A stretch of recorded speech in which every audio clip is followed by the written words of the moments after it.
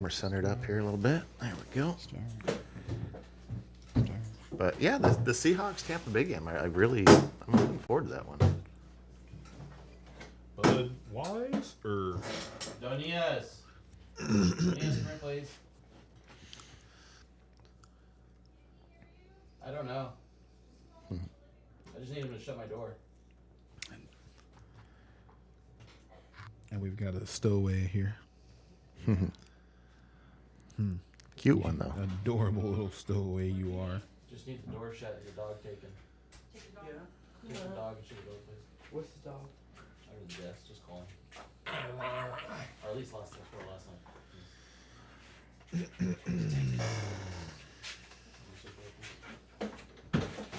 Fan on.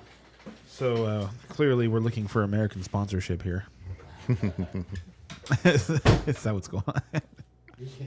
Let's start there first, huh? Testing. Okay, here we go.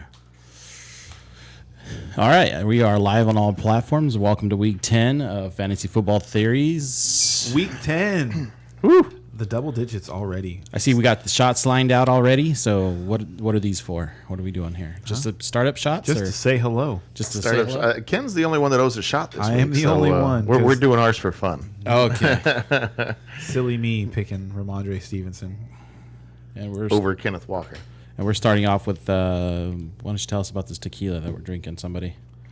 This is Ken's. Oh, we favorite beer. are back drinking the Tremana tequila because it was so delicious the first time. So, like, we're not specifically trying to drink something exactly new every week. And then we're being, super American with, like, this being made by The Rock, and then we've got Budweiser here. I haven't had a Budweiser in a long time. They actually, like, it looks like a blast from the past to me. Are these, like, retro cans? They just haven't Like, changed her. do I need to go to, like, the garage to punch this thing open? You know what's funny about that is, yeah, they haven't really changed their can. They will, but they have fun with their cans, too. Like they'll come out with the American flag versions and Oh, that would all be cool those. today since it's Veterans Day. Yeah. Happy Veterans That Day. is a everybody. happy Veterans Day, everyone. So all of our veterans out there. Absolutely. Thank you very much. Yes. Yeah, the last time I saw that was 4th of July. I wouldn't be surprised though if there was like a can out there right now. I just got them at Costco, so there's a very plain can, So Costco's way to be. Love Costco. All right. So we gonna. So is it just? Am I gonna take a shot alone? You guys are just gonna sit on that for a while, or you already? Did? he already took his. I man. wouldn't. We said I'm sipping mine. I thought that was the cue to All right. to shoot it up. I'm So I sipping. took a shot. All right. Well. Homer minute. We Yeah, wanna go start for off it. with You can that? go first. Coming down All from right. your bye. Yeah, coming off the bye here. Let's see. My first piece of advice for the week is seek out the Steelers defense. If you're playing fantasy football, I got them everywhere. yeah, that's how I swooped them up everywhere this week when I heard TJ Watt was coming back. TJ is back. Wow. So They're available in so many places. They're only owned, like I think ESPN leagues, they're owned like less than 30%, yep. and Yahoo was something like less than 40%. Yeah, they've been dropped everywhere. So now is the time to grab them back. They've got a nice. Their schedule is not too bad coming into the future here, and like I say, they are going to put up some sacks. And TJ is a monster. If he is back to full health, watch out. Also, we're coming off our bye week here. We've been told to expect big changes. I have no idea what those are. I thought maybe it was a New Jersey's. Jalen Warren getting more work, but Ken heard a quote that made me think maybe that's not quite it. So, I'm not sure. I'm not sure what to expect here coming out. But And that quote was that it was from Jalen Warren. He was questioned about his workload increasing going into the weekend, and he said, "Well, they haven't given me any extra practice reps, so his workload hasn't changed, at least in practice so far. So that doesn't mean they won't give him more reps in the game than he's been getting, right. But at least they haven't felt the need to ramp him up in practice for whatever that's worth. And that tells me a lot, honestly. That says something to me. Pickens, I think he might be interesting here going forward. Like he's definitely got Pickett's eye. So And you're saving the best for last, right? what's that? Huh? The Muth is about to be Oh, loose. the Muth. That is true. Yes, Pat Fryermuth definitely is going to be looking good for a few weeks I here. think he's such a good trade for target right now. Like if you can get him, because now he's just getting past his bye. He hasn't done anything. Claypool's gone. Yeah, he hasn't done More anything targets special available. yet. You expect more targets are going to go his way. He's already looked great with the targets that he gets. Yep. I told you, I thought last year, he looked like a mini Gronk to me because he has the ability to catch and then run after the catch. Right. He has the ability to. And I think you were also comparing him to Heath Miller, and honestly, he's better than Heath Miller. He's to quite, me, especially and as a you receiver. said that last year, and to me, Heath Miller was more of a possession guy. I remember him catching a lot of touchdowns from Big Ben. He was a good a red lot zone. is an exaggeration. Well, tight end wise. He I mean, wasn't- when you're putting up six. he actually wasn't a tight end you wanted to start. I actually didn't look. I didn't. I've never looked it up, but I imagine he had multiple seasons of 6 to 8 touchdowns. Yeah. And for a tight Yeah. end, that's a lot. And 500 yards. For a tight end, that's a lot. That's a spot start. That's a spot start. They're all Yeah. spot starts after you After get, the first three, yeah. After and in that era, it would have been Tony Gonzalez, Right. And who else? Who was the Oh, other God, tight end? I don't know. Yeah, nobody. I'm old, but my memory doesn't work that well. Yeah, it was like Jeremy Shockey and Bubba That's Franks. before Shockey. Anyway, so that's the Steelers. We're waiting to see what they do this week. I'm excited. I think, well, spoiler alert, but I think they're gonna beat New Orleans. I really do. Boom! Take that, Juan. All right, who's next? To make it my turn, Sure. then we'll go Or- bye bye. unless Ray's ready. So we'll I go. can- We'll I can go go. bye bye Rams. Okay, Ray, No. go ahead. I don't. It's funny because I always have like a brain freeze when it comes to talk. I think about it all week, and then I get in here and I'm like, Stage what was fright. I thinking about? So I mean, the Rams are going to probably win this weekend, but I feel like Well, is your quarterback going to play? Is Matthew Stafford going to play? was there a rumor that he wasn't? He entered the concussion protocol on Wednesday. Did he? Yeah. I missed that news. Why? Well, maybe he's scared of the Cardinals. I kind of almost want to see what happens with him. At this point, I'm in like a testing phase. I kind of want to see what happens without him in there. He went into the concussion protocol on Wednesday, and over in Arizona, they have Kyler Murray has missed practice. Yep. I can't remember what his injury is, but he's missed practice. So there's a good chance that backup quarterbacks are playing in the Arizona LA game. Yep. Here's my one thought. Here it is. It just came back to me. If we miss the playoffs, I hope we miss because we are doing an under 500 season, and not because of like draft picks, right? Because obviously we have none. So Yeah, you can't it's- tank. It's more so. You gotta like go deeper into debt. Yeah. You guys are going to start mortgaging 2025 picks. So it's more so because I kind of want to see how Sean McVay acts on a losing season. I want to see like all his TV deals kind of fade into darkness, and I want to He see. has to go back to work. Oh yeah, I want to see his resilience. I want to see if he has. Show us that genius again, boy. Yeah, I want to see what he can do Where's my offense? with adversity. So that's my thoughts on the Well, Rams. and just to what we were talking about before, Kyler, it's a hamstring. Yeah, that does not sound good because Hamstring. even if he plays, then that means he's going to be limited. He's not going to be able to run the way he usually does. Right? Hamstring. Yeah. Yeah, That's, so that's that just lit all it. bad. Yeah, he's a guy Take that the under on can't- that game. yeah, and the Arizona defense is a sneaky DFS play because you wouldn't expect to start them against the Rams, but also the Arizona Cardinals defense has scored the most touchdowns by any defense this year. Huh. Did not know that. I'd be So willing to start either defense, honestly. was there anything But else we're you want to jumping say? the gun. That's it, I'm Your done. Homer minute. He's out. Okay. It was only a minute. All right. So he's he had. I stuck to the minute. There you He go. actually kept it to a minute because apparently he's done with this season. All right. I'm Anyway, done with everything. I'm here for you guys now. that's true. It's What up, Izzy? Wada busy. That's I was looking for. Is that Wada busy over there already? Yeah, Man, Wada he's he's in early today. Right on. We're in early today. We're on time. Yeah. These guys didn't give up on us this hour. So over in Dallas, man, it's exciting going into this Green Bay game. Like I am excited for this Green Bay game because I feel like this Cowboys team has a different mentality, and like this is one of those games in the past. It's a classic Cowboys letdown game, and I don't think that's going to happen on Sunday. I think it's just like the Lions defense is not good, and that Green Bay offense made them look top 5. I don't know, like Hutchinson picked off Aaron Rodgers, and I just saw some of the Cowboys players when I rewatched that game in place of the Lions players, and I was like, but this could have been ugly. Like if it was the Cowboys defense and not the Lions defense that he was putting up that kind of game against. And I don't know if he's going to continue to do that, but Aaron Rodgers does not look good. And Aaron Rodgers does not look like somebody who should be pointing fingers at anybody right now but himself. He looked really bad last week, that's for sure. You know what I mean? Maybe he was trying to push a little bit too hard because he's trying to make up for what he feels is the lack of whatever from the other players or whatnot. But, So as a Cowboys fan, I'm super excited for this weekend. oh yeah, you're gonna crush. I expect Zeke to play. He's been practicing all week. He's been practicing at full speed. They designate him a limited participant. And what was But the that injury? just that means various things.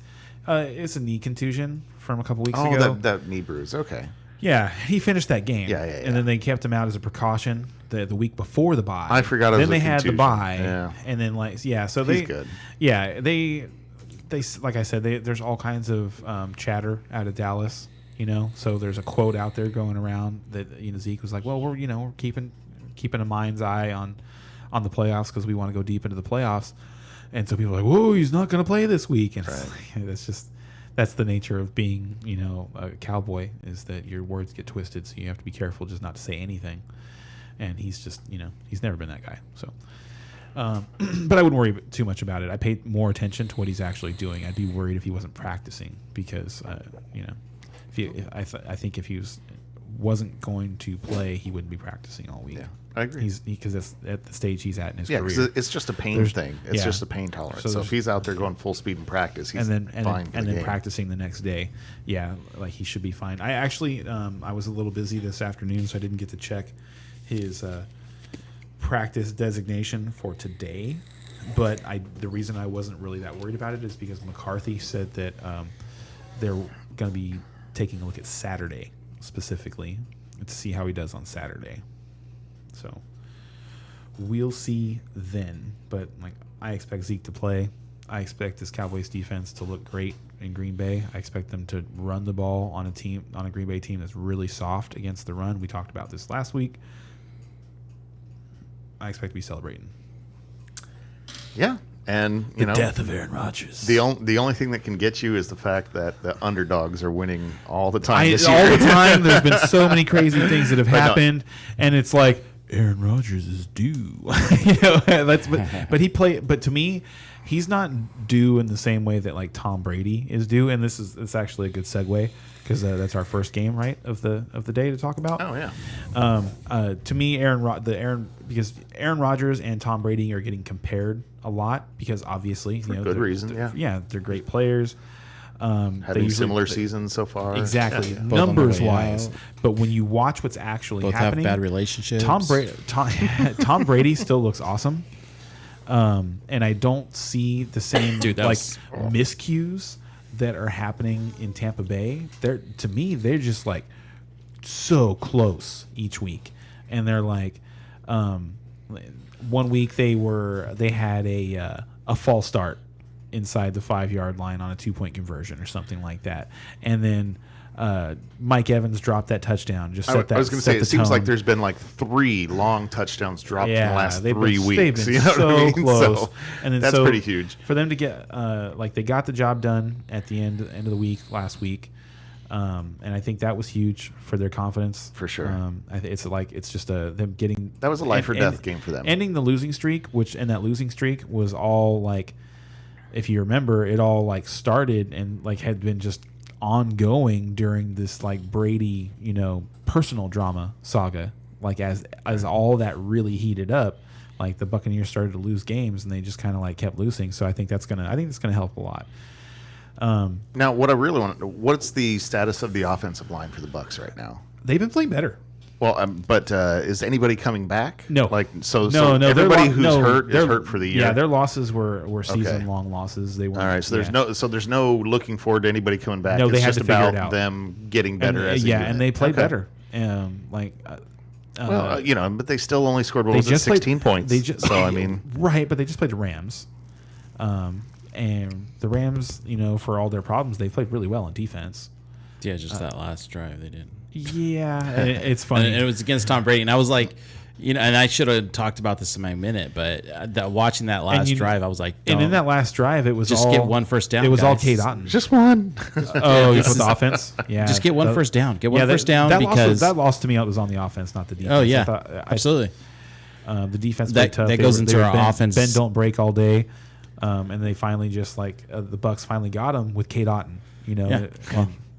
The superstar. With Tom Brady. Yeah, the budding superstar. That kind of goes into one of the theories we went over last year that we didn't really solidify, chisel it in, but the whose fault, how when you can tell if it was the offensive fault or the defensive fault based off the score, and that's something I'd like to retouch. Honestly, in it's the something you have offseason. to watch the game to really. I think I don't know if we'd be able to tell that by the score. I'm going to chisel it in my own mind in the Mm-hmm. offseason, as well as how to define a controller franchise and a Super Bowl franchise too. I'm going to during the offseason going to go ahead and chisel that into. So things to look forward to, I guess. Jerry Jones expects Zeke to play. That was today. There you go. There were multiple reports that said that. They're saying they want to see how he feels coming out of the last practice, but that's just what it is. It's like they're so what I'm taking from that is they're ramping up, and they're just and making sure that he doesn't have any setbacks physically. And so if he doesn't have some sort of extra soreness on Saturday And like I or say, Sunday, it's just a contusion. So yeah. He finished the game. I think if they had been playing in the playoffs, we'd been going to the playoffs. We wouldn't even be talking about it. He'd been full practice. What pain? What are we talking about? And he'd be in the game. So I think this is a personal game for them. I think this is an important game for them. They want to win. They don't. Who are we talking about now? Cowboys. Oh, we went back to Cowboys. Sorry, we're finishing that. I wanted to finish that I thought we were on because the he Tampa Bay Seattle, he man. didn't bring us into the Tampa Bay Seattle game properly. So I just wanted to close that off. I wasn't sure if we were Yeah, well, All right. we're ready for you now. Okay. I was like, what team are we talking about right now? I didn't get to close that off. I just thought that was going to be a good Gotcha. segue, of talking about Tom Brady and Aaron Rodgers, because I think they are having similar seasons. So yeah, we can talk about that Seattle game as soon as we get the line from our Our official line. Setting it up. There we go. All right, so on to the games. Let's get on to the games. And It's switch a good schedule this week. I like the games. switch it over here. Actually, can I? Well, 1 minute, Yeah, real quick. so it was me. Oh, I'm wearing my proudly wearing my Jets shirt here. Oh, yeah, How about them Jets? Established we're not in gonna get to talk about them too 1960. much because they're on their bye. that's true. This week, and Zach Wilson, I hope you're out banging milfs, you son of a bitch. What why they got to be Mills? he? Oh no, you don't know about that? Zach? No, I didn't know that. Oh I yeah. guess it's the thing. Zach Wilson's a milf banger. No, I didn't know that. Yeah. God bless him. You go deep into your research, man. You don't know about that? Oh, you gotta look it up. It's hilarious. Yeah, he's the new Jeter of New York. Nice. But if you watch the Don't bring your mom real around. sidebar, if you watch the Derek Jeter documentary, the stories aren't like he denounced those stories about him giving baskets of stuff to women that he dated. That was a thing, was that Derek Jeter would he one night stand, he'd meet women, go out with them, and then in the morning he'd be gone and there'd be a basket of stuff. I saw that on a sitcom or something once. So I thought that was hilarious. He said in the documentary that he was at a coffee shop one time or something like that. And the guy tapped him on the shoulder. He's like, "Hey man, that's really awesome what you do with. I do that too with the baskets." And he said that he turned around and said, "Man, you're a fucking idiot." I'd set the guy straight. That is not true. It's not a real thing. I do not do that. Anyway, Anyway, That was a story of like the late summer. It was that Zach Wilson was out MILF banging in New York. But but hey, you know, based on what he did this last weekend, he deserved it. And what I wanted to say is, like, I thought that this last performance against Buffalo was a big FU to all the critics. Like, it was like, yeah, I fucking heard you, because he did, like, he completely managed that game. I thought that he played his. I forgot to check this on PFF because I wanted to see the quarterback grades for the week, but I thought that had to have been like his best game as a pro. Like, he just played so efficient. He played really within the offense, within the scheme. It was clear that they had a plan, and he did not do anything to like make extra negative plays. Yeah, he didn't make any Zach Wilson moves this week. Well, you say, and to me, and it's okay. And here's the thing about that is, like, he shut it off. It was like people were talking about him as though it was something that he couldn't stop, you know. And he was like, "No, I'm just trying to make plays for my team," you know. And he showed up in an important game against a solid defense in a game where they were underdogs by 10+ points, right? Yeah, Yeah, yeah, I think so. and they led the whole way. Yeah, and looked good doing it. Yes. No, Like, I agree that And they played a great and game. I thought they could have had an even better game if some guys had just made some catches that were like, he was a little high on a throw over the middle. But to me, it was very, very Favrean in that it was just too hard of a throw. Right. If it was a softer throw, the guy catches it, but it came out too hot because he's got a rocket arm. He's a really talented quarterback, and I think the Jets are in really good hands. So, with that, we have a question from Che S and YouTube. Evening, gents. Full PPR, Judy or Josh Palmer. Thanks and good luck this week. Judy this weekend. You think so? Huh? They're playing at San Francisco. Oh, Actually, interesting note on that. That was how I felt probably yesterday afternoon before I got the news that they lost another cornerback for the year. who did? The 49ers lost Varner. Really? I think his name's like Justin Varner, maybe something like that. He's the best remaining starting cornerback. Blew his Achilles in practice. Oh shoot, he's done. Right? Okay. Yeah. So the 49ers defense takes another shot. We'll see. Like, they were already kind of taking on water. I don't think the Chargers are going to get anybody back. So Palmer's still going to get work. That's a difficult call. Yeah, they're both good play. I'm sorry, I they're think both decent plays. I think in a vacuum, I'd like Palmer better just because he's going to be a bigger share of the offense. I think because of the think injuries, more targets and more likelihood that he'll have a chance to score. but they're playing against a better defense. But I think they're going to be behind as well. I really do. I do too. So that's tough there. On the other side, Judy, like he's been getting the targets, but Russell Wilson is Russell Wilson this year. My goodness, how can you go on?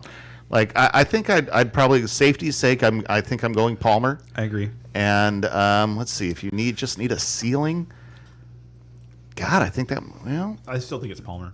it might be Palmer too. No, man. I still don't think Judy's ceiling is any higher than like 6 catches. And it could just go straight to Sutton. Yeah, okay. I talked myself into it. I think I'm going Palmer on that one. I hope you agree, man. And he says he appreciates it. You're welcome, sir. Anytime, of course. Yeah, So we let's love get the it. questions. Let's get into the games here. I'll read this off. Well, maybe somebody grabs me a beer. Right. First up, Hint. Seahawks at Tampa Bay Buccaneers. Seahawks at +2.5. Over under at 44.5. And +120 if you're betting on the Seahawks. -140 if you're betting on the Bucks. All right. Well, we talked about the Bucks a lot. We didn't really get into Godwin a little bit. I think Godwin's. I think we all agree is kind of coming back. He's in for probably a decent half of the season. The second half of the year is probably going to be pretty good for him. He's one of my favorites. If the Bucks are getting things together like we think they probably are, that makes sense. It's at a this time of gamble, year. but like I said, from what I have seen, from what Sorry, man, you're blocking off my face. Nobody cares. Yeah, I was trying to help the people You out. were trying to improve the show. Anything to get the viewership up, All right. No, Yeah, we think that the second half is going to be better for Brady and for Godwin. Once those two unlock, I think the rest of the offense just kind of explodes a little bit. Things get better for Fournette, things get better for Mike. And everything Mike to me Evans. is about that offensive line giving him enough time to get it to his They've receivers. been doing a better job. And like I say, if they are improving now, because they've had those injuries, we talked about them being season long. So, like, this is the offensive line that has to get it done, and if they're improving, then that's going to help Tom Brady improve. The eye test tells me that they're playing better, that they're a team on the verge. But then on the other side, we've got the Seahawks, who, man, they've been looking good. The machine. Man, they are just dominating teams. It is crazy. That defense, Now, the last 3 weeks. so- Speaking of defenses, we talked about picking up the Pittsburgh defense. Pick up the Seattle defense as well. I like Seattle too. Seattle is not this week. I don't like them this week. I think you can probably, and I think they have the bye in week 11. okay. So you don't. So it's a future stash. Yeah, you can. I don't think you necessarily need to rush to pick them up. But there's someone to think about. I haven't actually looked at their schedule. It's not that's not a deep dive that we'll probably do that next week where we actually talk about playoff schedules and stuff like that. But yeah, we're not there yet. Right. So DK, I think DK and Lockett are both really good plays here. I think Walker you can't not play. What you should know about DK is DK doesn't move around a lot in formation. He mostly lines up on the left side, so he's going to see Jamel Dean a lot on Sunday, and Jamel Dean is having an All-Pro year. He is like the NSC equivalent of Sauce Gardner statistically right now. Wow. He's shutting everybody down. So I wouldn't want to touch DK in DFS for sure. And in season long, you have to play him. But you're not looking at him like in a 10-team league. It's possible that you have somebody that you'd start over him. It's entirely possible. So you're looking at him a little skeptically. To me, he's season long. You're probably starting him, but it's more in your third wide receiver flex range than the wide receiver 2 that you hope that he is on week in week out basis. And Ken Walker's amazing, so you have to start him. But you might want to temper expectations against that Tampa defense. But got to start him. Last week was a bad test because they were playing against the Rams, who haven't been able to run against anybody. But the Buccaneers did lose Shaq Barrett. So we'll see how. And they were already kind of not as tough against the run as we had expected them to be. As that we just That's true. Yeah, they're not last year's Bucs. 30 seconds, guys. So who are we picking? I'm picking the Bucs. I'm taking the Bucs. I'm taking Brady to get rolling this game, and that's why I really like the Seahawks, but I really like the Bucs to start getting things moving. Yeah. And what I saw in the Seattle Arizona game was that Arizona just really shot themselves in the foot over and over and over again. They gave up points at the end of the first half when Kyler Murray he converted on a third or fourth down run and in the same play fumbled. I really saw that. It was and it was a terrible fumble too. Yeah. They you had to look at the replay Just tuck it slowly in, to see if the guy actually touched. Oh, he did actually tip the football with his fingertip, and it's that's how small Kyler Murray's hands are and how light his grip is on the football. Yeah. Anyway, they were inside 5 minutes in the fourth quarter, and they had to punt the ball away because they had multiple holding penalties on a drive, and it's just they were staring at 4th and 27 or something like that. And it's just we're gonna have to try and play defense one more time, and the Seattle defense looked to me like they could have been had. There was a lot of plays that they just kind of left on the field. There were multiple drops by Robbie Anderson. Well, yeah, that's for sure. Okay, well, I'm going to go ahead and take the Seahawks here. Yeah, I like the Hawks. So I don't think Tampa Bay's quite gotten it together yet. I do expect them to get it together. They're gonna. But I think after this week. I think this is a really good game for them. Because to win this game, because the Seahawks are having a good year, and this is one that really. And then they go into the bye next week. I think it's a really good time for the Buccaneers. And I want to say this is going to be a good game. Wake up at 6:30, folks. Yeah, don't miss this one. This is the last. I usually sleep through that 6:30 game, doing other things, but I think I'm going to try to catch this one. It's in Germany. This one looks fun. Munich. Ooh. All right, sorry about Germany that. game. Went over. What do we got? Question from YouTube: What a busy Sutton or DK as Wide receiver 2, I got DK in my lineup right DK. now. Also, Gino is my quarterback. DK. Yeah, DK. Sutton, And I'm I see worried where about you're Sutton going right with now. that because I've got Sutton in a lot of places. I thought he was going to be a lot better than he's been this year. And I want to give it a week or two to see if they can get things Let him together. ride the bench. But Yeah, he's I want to see him get getting things together. Yeah. And just the last 3 weeks has been really bad, and now I want to see how they're doing. And coming out of a interestingly, bye. in just the last 3 weeks, those are the first 3 games of Greg Dulcich's career, It's true. in which he was a top 12 tight end all 3 weeks. Next up, we have Vikings at Bills. Vikings are at plus. I'm sorry, real quick before I forget. Greg Dulcich, pick him up everywhere. Like if you can find him, pick him up, pick him up, pick him up. Yeah, Go. probably a good point. Vikings at Buffalo. Vikings are at plus 3. Over under is at 42. If you're betting on the Vikings, you're at plus 140. If you're betting on the Bills, you're at minus 165.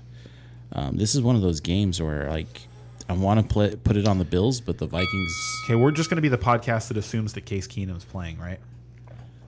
I do. Let's do that. Well, That's fun because I want to talk about the revenge narrative. well, let's talk about it first. Josh Allen, he's got that thing with his elbow. I don't think I don't even remember what it's called. It's a UCL. But, okay, but the big thing is that he can't risk it getting worse. It's a huge deal if it gets worse. It's not a big deal now, but It's if actually- it gets worse, so- it's a big deal. And I really think they're it's going actually to not rest him this week. It's actually not as big a deal as people are making it out to be. Okay, so inform us because that's not what I've been So hearing. this is the injury that when pitchers get it, it leads them to Tommy John surgery. Right. But actually, the throwing motion and the stress on the arm for quarterbacks is entirely different than the stress on the arm for pitchers. Carson Palmer apparently tore his UCL and never had it repaired. Wow. I didn't know that until this thing with Josh Allen came up. But yeah, you wouldn't have been able to tell. Like Carson never. Like I didn't feel like Carson Palmer was a big arm quarterback. You know, I think he's a really good comparison. And I didn't feel like Carson Palmer lost his fastball at the end of his career. I felt like he was like, too slow of I a was going to say statue he kind of quarterback. lost it. But yeah. Yeah, it wasn't. I didn't think it was necessarily his arm. So okay, well then why do you think that he's not going to play this week if you don't think If it's a big deal? if he's got arm soreness, and also like you don't want it to happen because he would miss time, like for it to like heal internally, and then him to because I don't know if you know what Tommy John surgery is, but they take a piece of your leg muscle and attach it to your arm. So you get like Cool. if you remember that movie, Get that remember that movie, nice, remember that strong movie, leg muscle. Rookie of the Year back in the Yes, day. yes. Yeah. So you get that's the idea is you get that action going on because you have a leg muscle in your arm now. Because there's a lot of pitchers that are just like fuck it, I'll just get Tommy John surgery.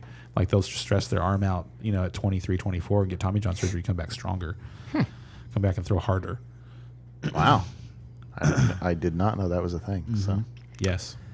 all right, so back to our game here. Yeah, and damn it, because we talked about that Josh Allen injury way more than I wanted to talk about it. I really didn't want to talk about that too much because I don't think it's relevant. important, though. I don't It's important. actually don't. I completely disagree. Completely disagree.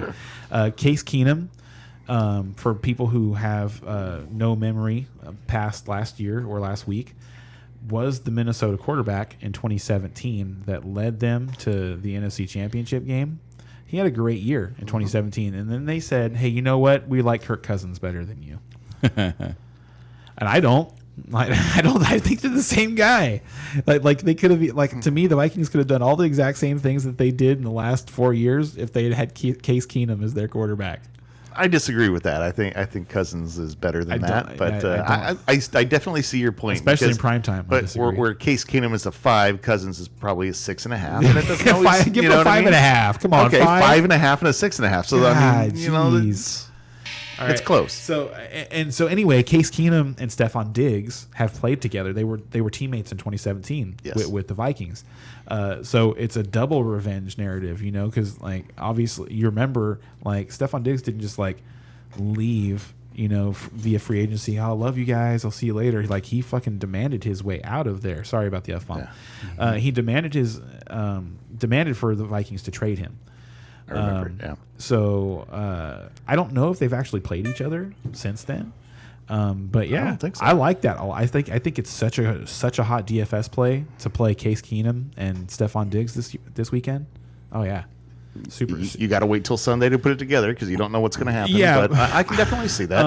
I will also say that I can see Singletary having a big game. I think with Case Keenum, if he's coming in, then I think they're going to rely more on likely that running Singletary game. than Gabe Davis. Right. I would rather. Oh yeah, I would much rather stay be far away from Gabe Davis. Yes, I agree. Yeah, put him don't away. touch him. You put him in the shed Yeah. and wait for Josh Allen to come back, and then you can pull him back out. But I do like Singletary as a play, and on the other side, the Vikings. I mean, of course, you're playing Jefferson. Of Dalvin course, you're Cook. playing Dalvin Cook.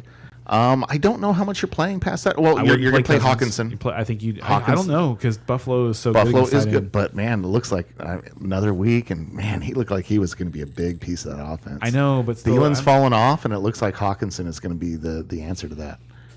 No, I like how he fits into the offense. I just don't think they're going to have a good game Just this weekend. week, yeah. It's tough, especially with Case Keenum in there. I think that takes a honestly lot away think- from that offense. It looks like it might be a good I watched. game, man. So I watched him in the preseason, and it's preseason, whatever.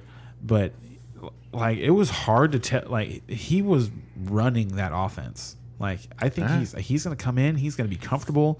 I think they're going to attack.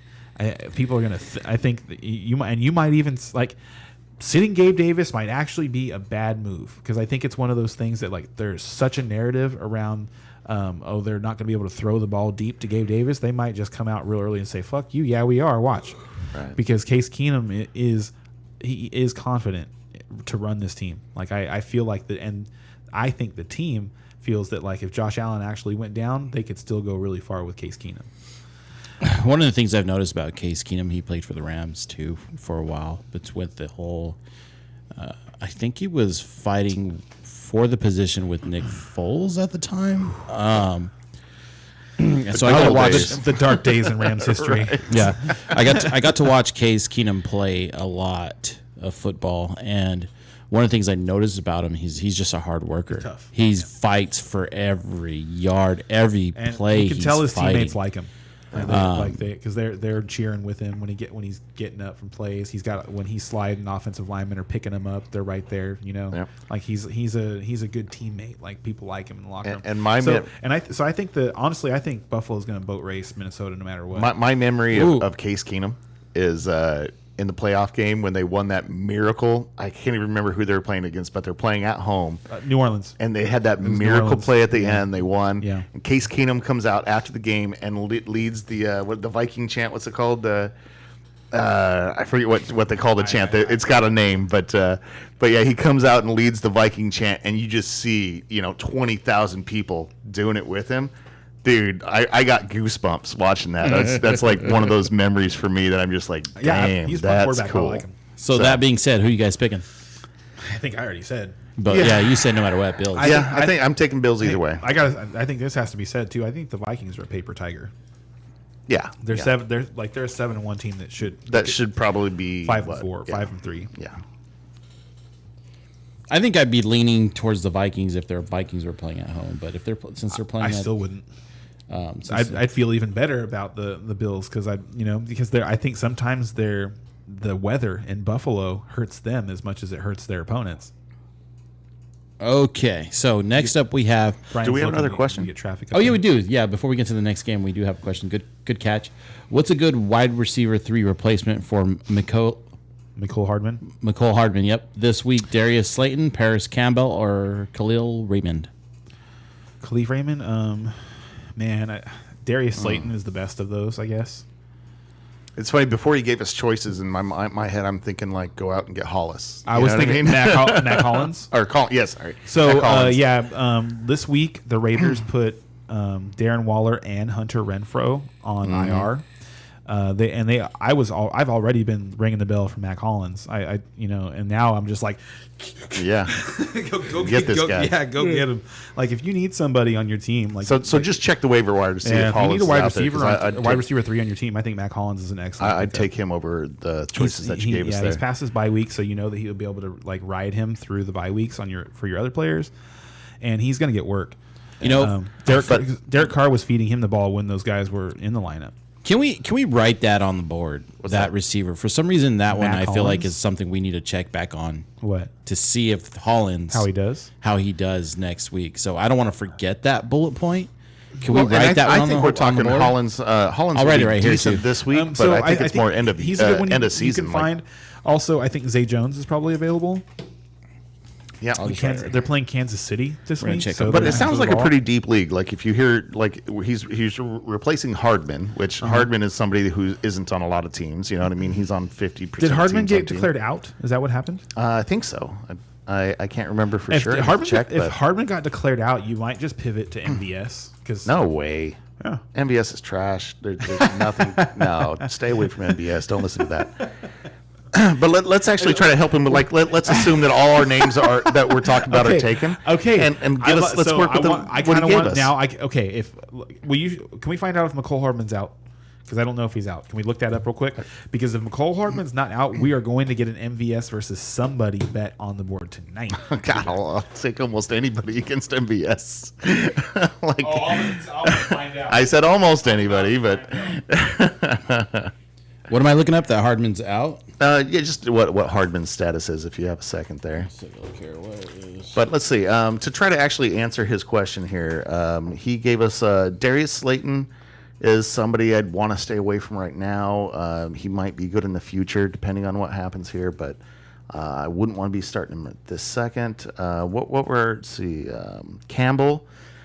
Campbell is kind of like he's out there, he's on the field, he's getting catches, he's gotten more work the last 2 weeks. I'm not thrilled about him, but he's somebody you could start if you needed to. And Khalif Raymond, oh, that's right, I was kind of messing with him last week. Detroit against the Bears. If that's me and those are my only choices there, I think I'm probably to me it's between Campbell and Raymond, and I think I end up on the Raymond side of that. I think that could be an interesting game there with Chicago and Detroit, and yeah, I think that's where I end up. So I hope that helps you, man. And definitely check that waiver wire. A couple of those names that we mentioned might be out there, and if so, looks like that you could use them on your team there. So Hardman is out for Sunday. Won't play Sunday. Yeah, that's what I thought. Which I think what's puts the question out there, right? Because he said, what's a good replacement for Hardman this week?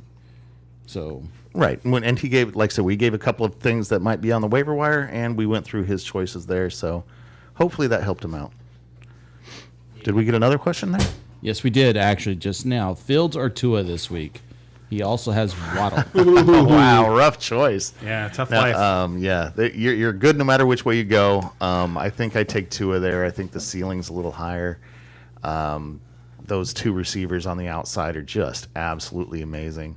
But that's a good. Those are good choices. Like if you're doing DFS, your cash lineups, like those are the two quarterbacks you're choosing between this week. So, yeah, fantastic choice. I would go with Tua. I would not. I'd go with Fields. Really? Oh yeah. Fields has 4 straight games of 60 more rushing yards. Like he's just getting a head start on Tua 6 points. So, but there's no way he's going to match Tua in passing. And my God, he's Tua been- could have 400 yards passing and 100 touchdowns. My God, those receivers are amazing. they have been amazing. They have been amazing. Mm-hmm.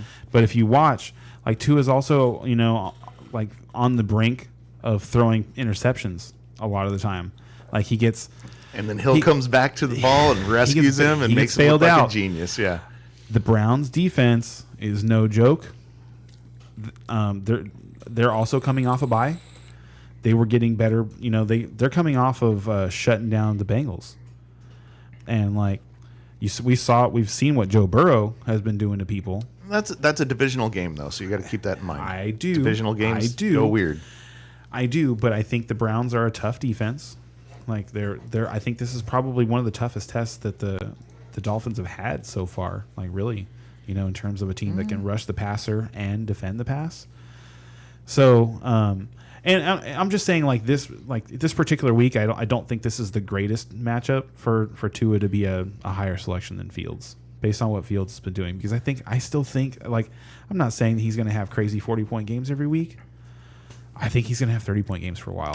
Now, do you think they're close, or do you think Fields? I think they're close. Or Fields is another level? I think they're ahead? close. I just don't think Okay. this is a 30-point game for Tua this week, right, and I think that Justin Fields is going to do that for a while. Fields. So we all Fields think is that on it's Chicago, close. right?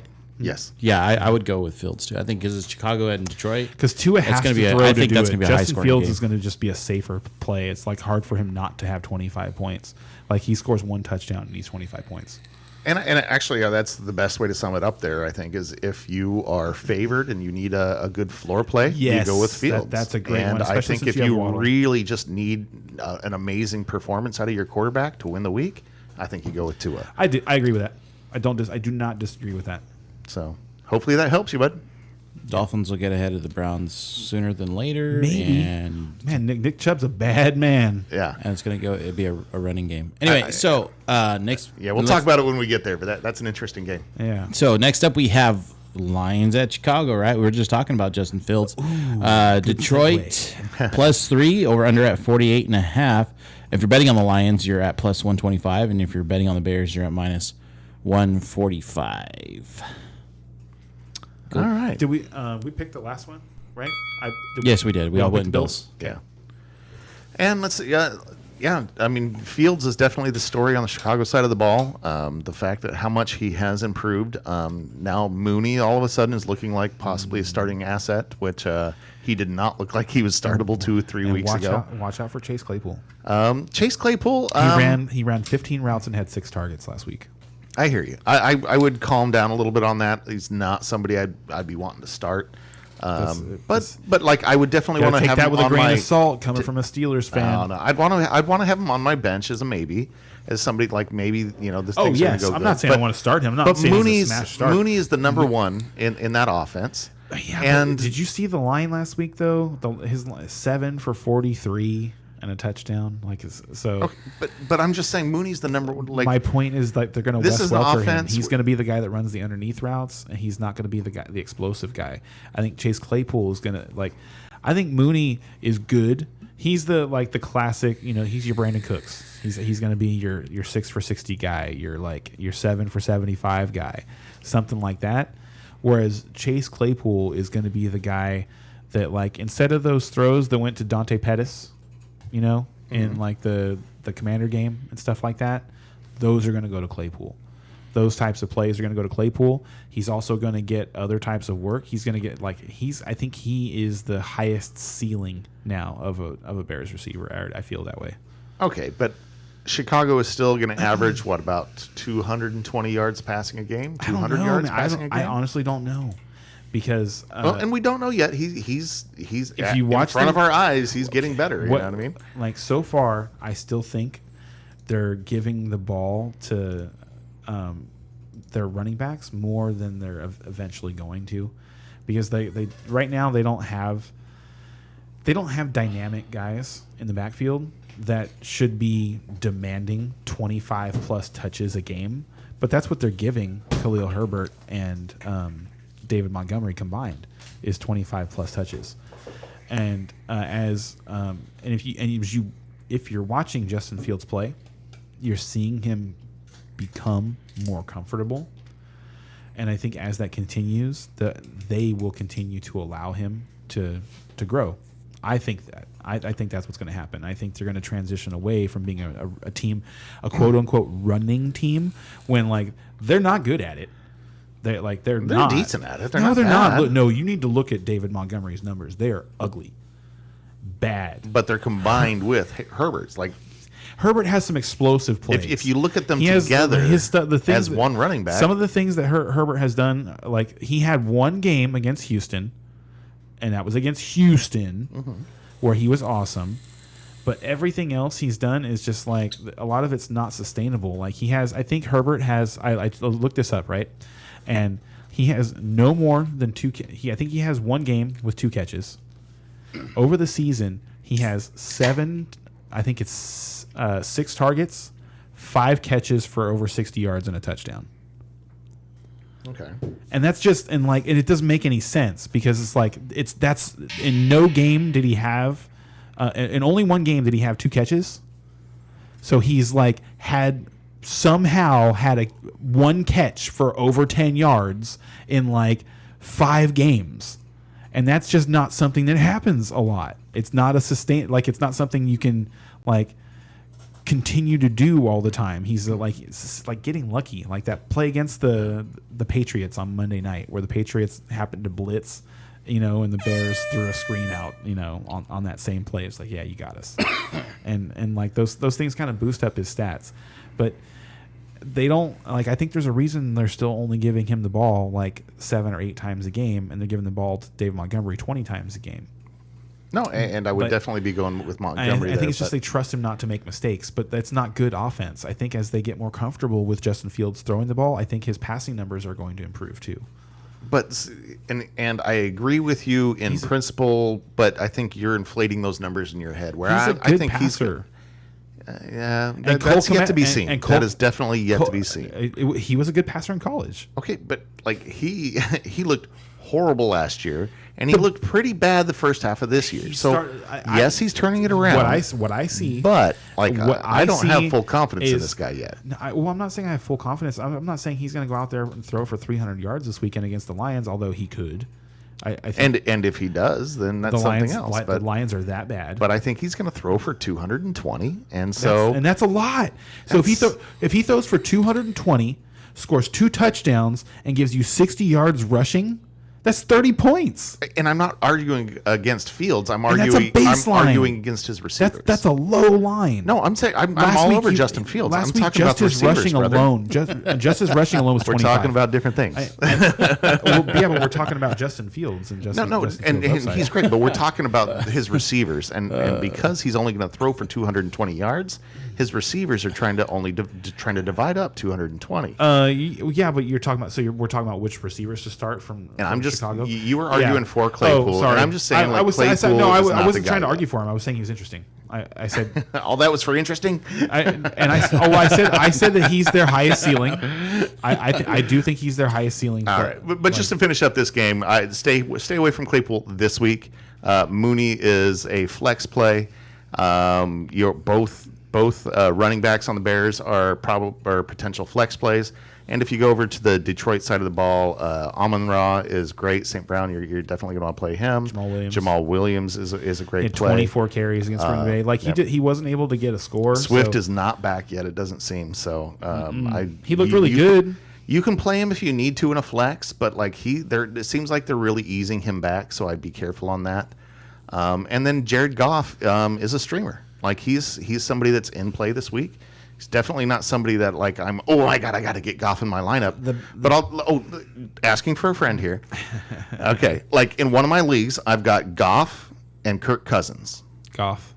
And I'm like, what do I do? And my automatic thought is I'm going Cousins all week. And the more I look at it, the more I think about it. I've switched to Goff this morning. They traded away Roquan Smith. They traded away Robert Quinn.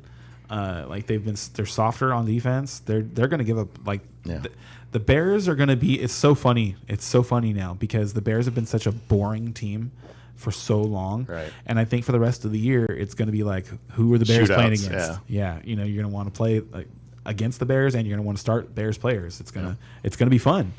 The Bears are definitely interesting. Yeah. So who are we picking here? Do we spend any time talking about the Lions? I'm picking the Bears, bro. I think the Bears are the more interesting team as far as everything that's going on there. So yes, I mean that's why we spent all the time on the Bears. But honestly, I think this is a very close game. I think this is a hard one to pick. I actually do like the Lions. If you watch that game against the Packers, they played like a different team. The one play that keeps getting stuck in my head is the Aiden Hutchinson interception. That was such a good play. Yeah, that was such a heads up play. Yeah. And Aaron Rodgers was so pissed. He didn't even think that he had to throw the ball that hard on that play. You saw it because if you watch the replay, it was that was such a horrible throw. But it was like, well, there wasn't any. Nobody was supposed to be there, though. Ray, are you picking the Bears? I think so. Yeah. All right, I'm going to lone wolf the Lions here. I think this is a close enough line. Yeah. I want to. This is a close game, but yeah, I like the Bears in this game. Yeah. They're at home. Justin Fields has just been tearing it up, and I think that's the kicker for me is Fields versus Goff. Mm-hmm. I have a little more faith right now in Fields to produce points than I do in the Lions to produce points. I just like that they're at home. Yeah. The Bears are at home. They play well. They play well at home all seasons. It's been pretty cool. So next up, we have a question real quick from YouTube before we get to the next game. Excellent. Super CNB wants to know all challengers. Oh wait, is his name Challenger CNB Challengers? Yeah, CNB Challengers. Also, different league, Jimmy G or Law this week. Appreciate y'all. Jimmy G or who? T Law. Oh, Lawrence. Gotcha. That's a good question. I like Jimmy G. Yeah, I do too. Jimmy G's at home. And that is a tough one. That is close. I think they're kind of in the same tier, in the same range. Yeah. But man, Garoppolo gets to throw to see McCaffrey. Yeah, and Debo's going to be back and this week. Debo's back. Yeah. Like, yeah, I've got Garoppolo in. I think it's this league, and I'm definitely starting him. Mm-hmm. Yeah, I'm actually kind of excited about Garoppolo the rest of the year. I think I do like Trevor Lawrence though. Like, yeah, I think he's a great DFS. he's play getting this better. weekend. Yeah, no, he was definitely in my considerations. He played a solid, so much like Zach Wilson. I think Trevor Lawrence might have played his best game this last week against the Raiders. I can see that. Yeah, he's improving. Yeah, he was good. All right. So next game we have up is Jags at Chiefs. Jaguars +9. The over/under at 51.5. If you're betting on the Jaguars, That's a big plus over-under. 330. And if you're betting on the Chiefs, minus 410.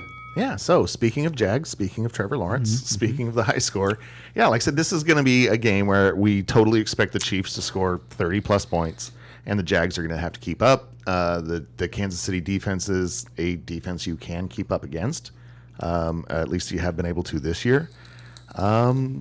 Yeah, this is going to be a fun offensive game. I think this is one of those games where you start your weapons. You're starting everybody that's startable. So starting your weapons. I'm glad you put it that way. Mm-hmm. Because we started the season not knowing what that meant for Kansas City. When you said start your Or Jacksonville, for that matter. Start your weapons for Kansas City meant start Travis Kelce and start Patrick Mahomes, and that's it. Yep. And now that's clearly Mahomes, Kelce, and Juju. You can count on Juju. Juju has had 8+ targets in all but one game this year, I think. Maybe 2. Maybe it was 2. And in those 2 games, he had 5 targets, and one of them he scored. So, he's been surprisingly consistent. He's had like 18+ points. He's been healthy, I think is just the thing. And like I think we knew that if he stayed healthy, this is what he was going to do. I think the only question on Juju was whether or not he was going to stay healthy. So like that could just be in the back of your mind if you want to, but until he actually just gets hurt on some play, enjoy the ride, because I think it's just going to continue. And this week, I think you could have like his best game of the year, because last week Devontae Adams just annihilated the Jaguars over the middle, over and over and over again over the middle, and that's where Juju operates. Him and Kelce run mirror, running mirror routes on other sides of the field, but they're still operating at the hashes. So I think that, like, obviously you're going to start Kelce, but Kelce's going to have a monster game. I think Juju's going to have a monster game. So the question is there anybody else to start? The running backs? I really want to the most work. But do you want to start McKinnon? No, I don't. Hell no, you don't. No, I don't. So you want to stay away from the running backs for KC. Sad times. I don't think there's any wide receiver you can start other than Juju. I think I told everybody to sell Clyde Edwards-Helaire in like week 2 or something like that, and I hope people did. He's just one of those guys that I just have never been high on. I've never had him on a team. I've never touched the guy. His rookie year, I did draft. I was the guy in our league that drafted him. Okay. Like in our league, that was the bust that really hurt me that year was investing in Clyde Edwards-Helaire. Because I spent, I think in salary cap leagues that year, he went for close to 40. He should have been so much better. And you know what? And you know what's funny is I'll never forget his first game. because his first game was like, yeah, it was like, I think he scored a touchdown. remember He that. looked good doing it. Like he ran over a guy scoring a touchdown. He missed like a couple of other red zone opportunities or something like that, but he had like 25 touches, 140 yards, and like thought 3 he or was 4 good, yeah. catches. It was just like, yes, this is what I Everything we drafted him thought it was for. going to be. And that was the best game of his career. Yeah, I don't think he's had a game close to that game I since don't then. either. We're all going Chiefs. Yeah, but we do need to talk about the other side of the ball because there's some valuable pieces for the Jaguars there. Everywhere. I like all. Trevor of their Lawrence pieces. is a good. He's a spot In starter. DFS, He's a- actually, I think in DFS, I think you can start Lawrence. I think you can start Travis Etienne still at $7,100. I think you can start Kirk. ETN is a premier play this week. I still, and he's $1,000 more than he has been all season, but still at $7,100. I think you still like he's going to be a top 5 play because Christian he's Kirk- getting all the work. Yeah, and Christian Kirk is another one that you can start this week. And he's been Ingram. very steady. And yes, Ingram is a nice little sneaky And I think Zay Jones is a really tight nice end. start And throw. and if you're worried about his back, he last week Ingram had a bad week because he had some back spasms and back problems. That should be good to go at this point. I think his week is going to be much better. yes, so back spasms don't be don't typically last that yeah, long. don't be afraid why they to call them start him spasms. this week. So, all right. We're good on that. Yeah, I got Zay Jones in there, right? There's an interesting. Oh, little- Zay Jones is somebody that you can start. You're not really looking to start, super but interesting you can if you need statistics to. about Zay Jones and Trevor Lawrence's passing attempts. I think it's somebody did it on CBS. They looked into it and it was like there have been 4 games this year where Trevor Lawrence has thrown 31 or fewer times, and there have been 4 times this year where he's thrown 39 or more times. In the games where he's thrown 39 or more times, Zay Jones has put up 12 or more PPR points each time. All right. So it's like I expect him to hit that threshold in this game, and I'm not. And I like that's one of those voodoo stats. But what it really means is that when Trevor Lawrence has to throw the ball, he's looking to Zay Jones enough of the time, like it because That it's he's possible as a target. yeah. He and like I had said this before. I thought Christian Kirk is their gadgety guy, and I think Zay Jones moves the chains. So they're gonna have to throw the ball a lot. They're gonna possess the ball a lot, and I think you can start Zay Jones. All right. So we got a question. I think it's a question whether or not we approve of this trade. I just right. got offered Amon-Ra and Kelsey, and I would be giving up Adams and Olave. PPR, I can start Palmer, Pickens, Micole instead of Olave Bye until bye I Adams get and Mike Olave. Williams I'll and take Travis Jamar back. Kelsey right now. Like if your team, especially if your team is winning, if you have a winning record, yeah, hop on to Kelsey and ride him into the playoffs because it's such a good advantage. Sorry, I'm still kind of evaluating the trade in my mind here. Adams and Olave, right? Yeah, Adams and So basically, Adams for Kelsey And Olave then for Amon-Ra. for who? Amon or St. Brown. So he gets Amon or St. Brown and Kelsey. I think Amon or Yeah. St. Brown's a really good buy low. I think it's insane to me that you're getting away with trading just Olave for Amon or St. Brown. Yeah. I love Olave. I have him in Dynasty.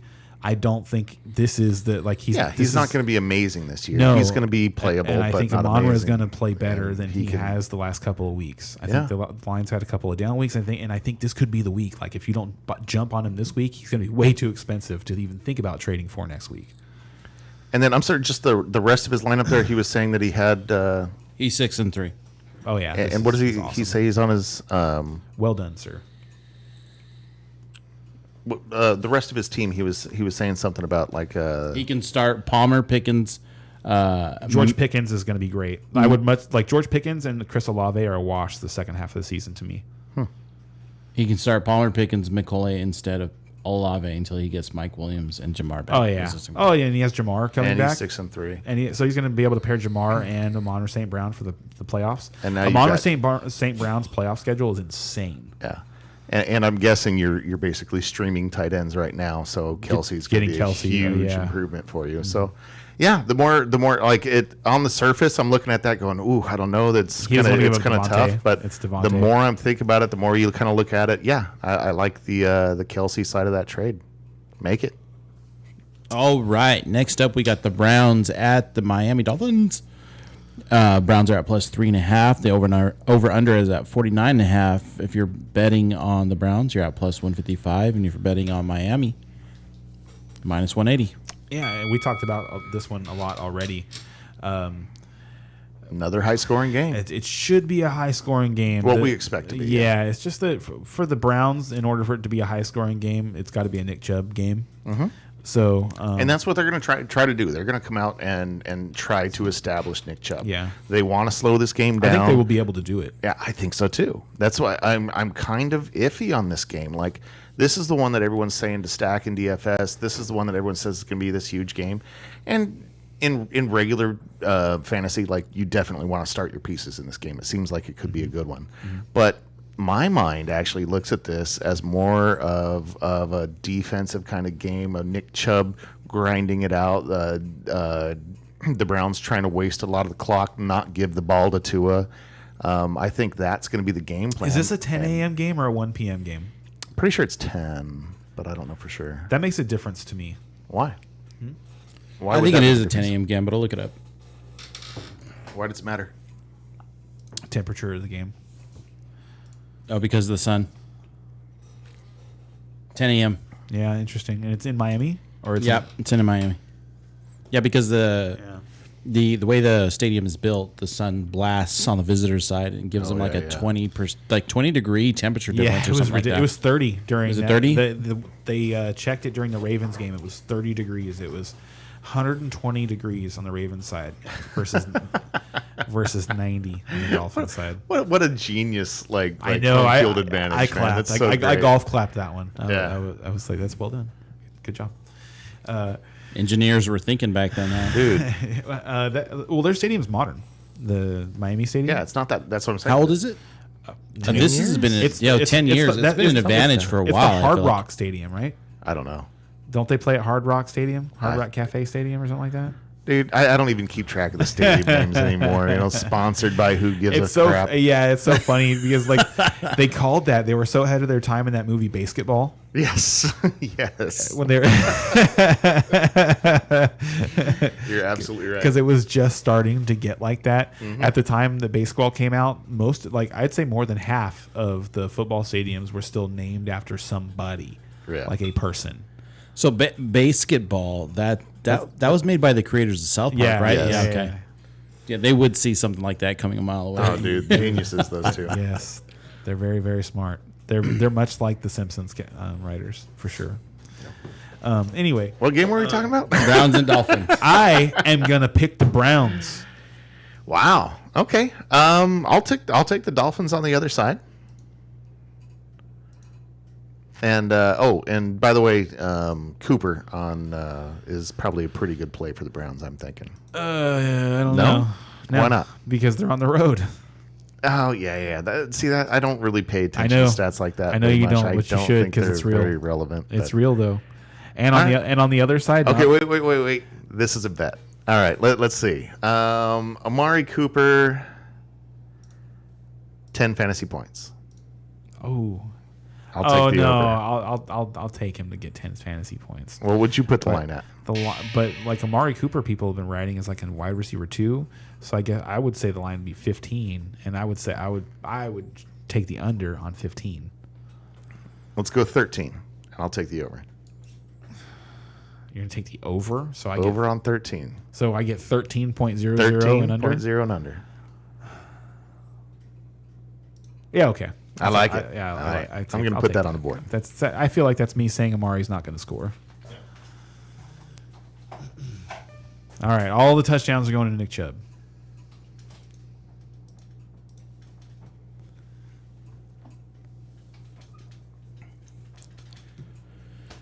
Ooh, haven't had a spammer come in, and I think since the start of our podcast, so apologize for that spam. There was a spam? Yeah, there was a little bit of spam that came across our Hey, channel. we must be getting some traffic.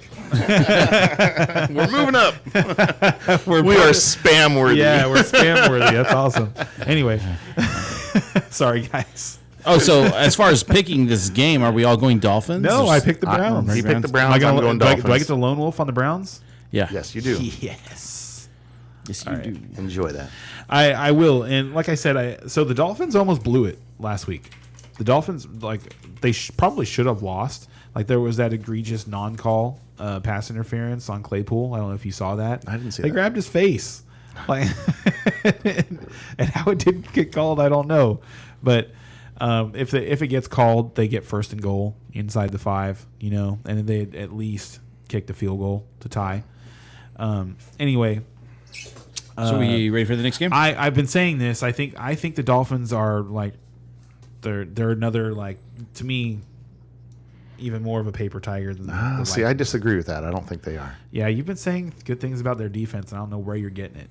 I haven't figured it out That was yet. that was more towards the beginning of the year. Now it's more their offense is way better than I thought it was going to be. Well, and to me, and that feels like a little bit of smoke too, because of just how they're getting it done. Because, like, despite Tyreek Hill coming out and saying again that Tua is the most accurate quarterback he's ever played with, Yeah, bro, that's fluff. I'm watching the games. Stop lying to me.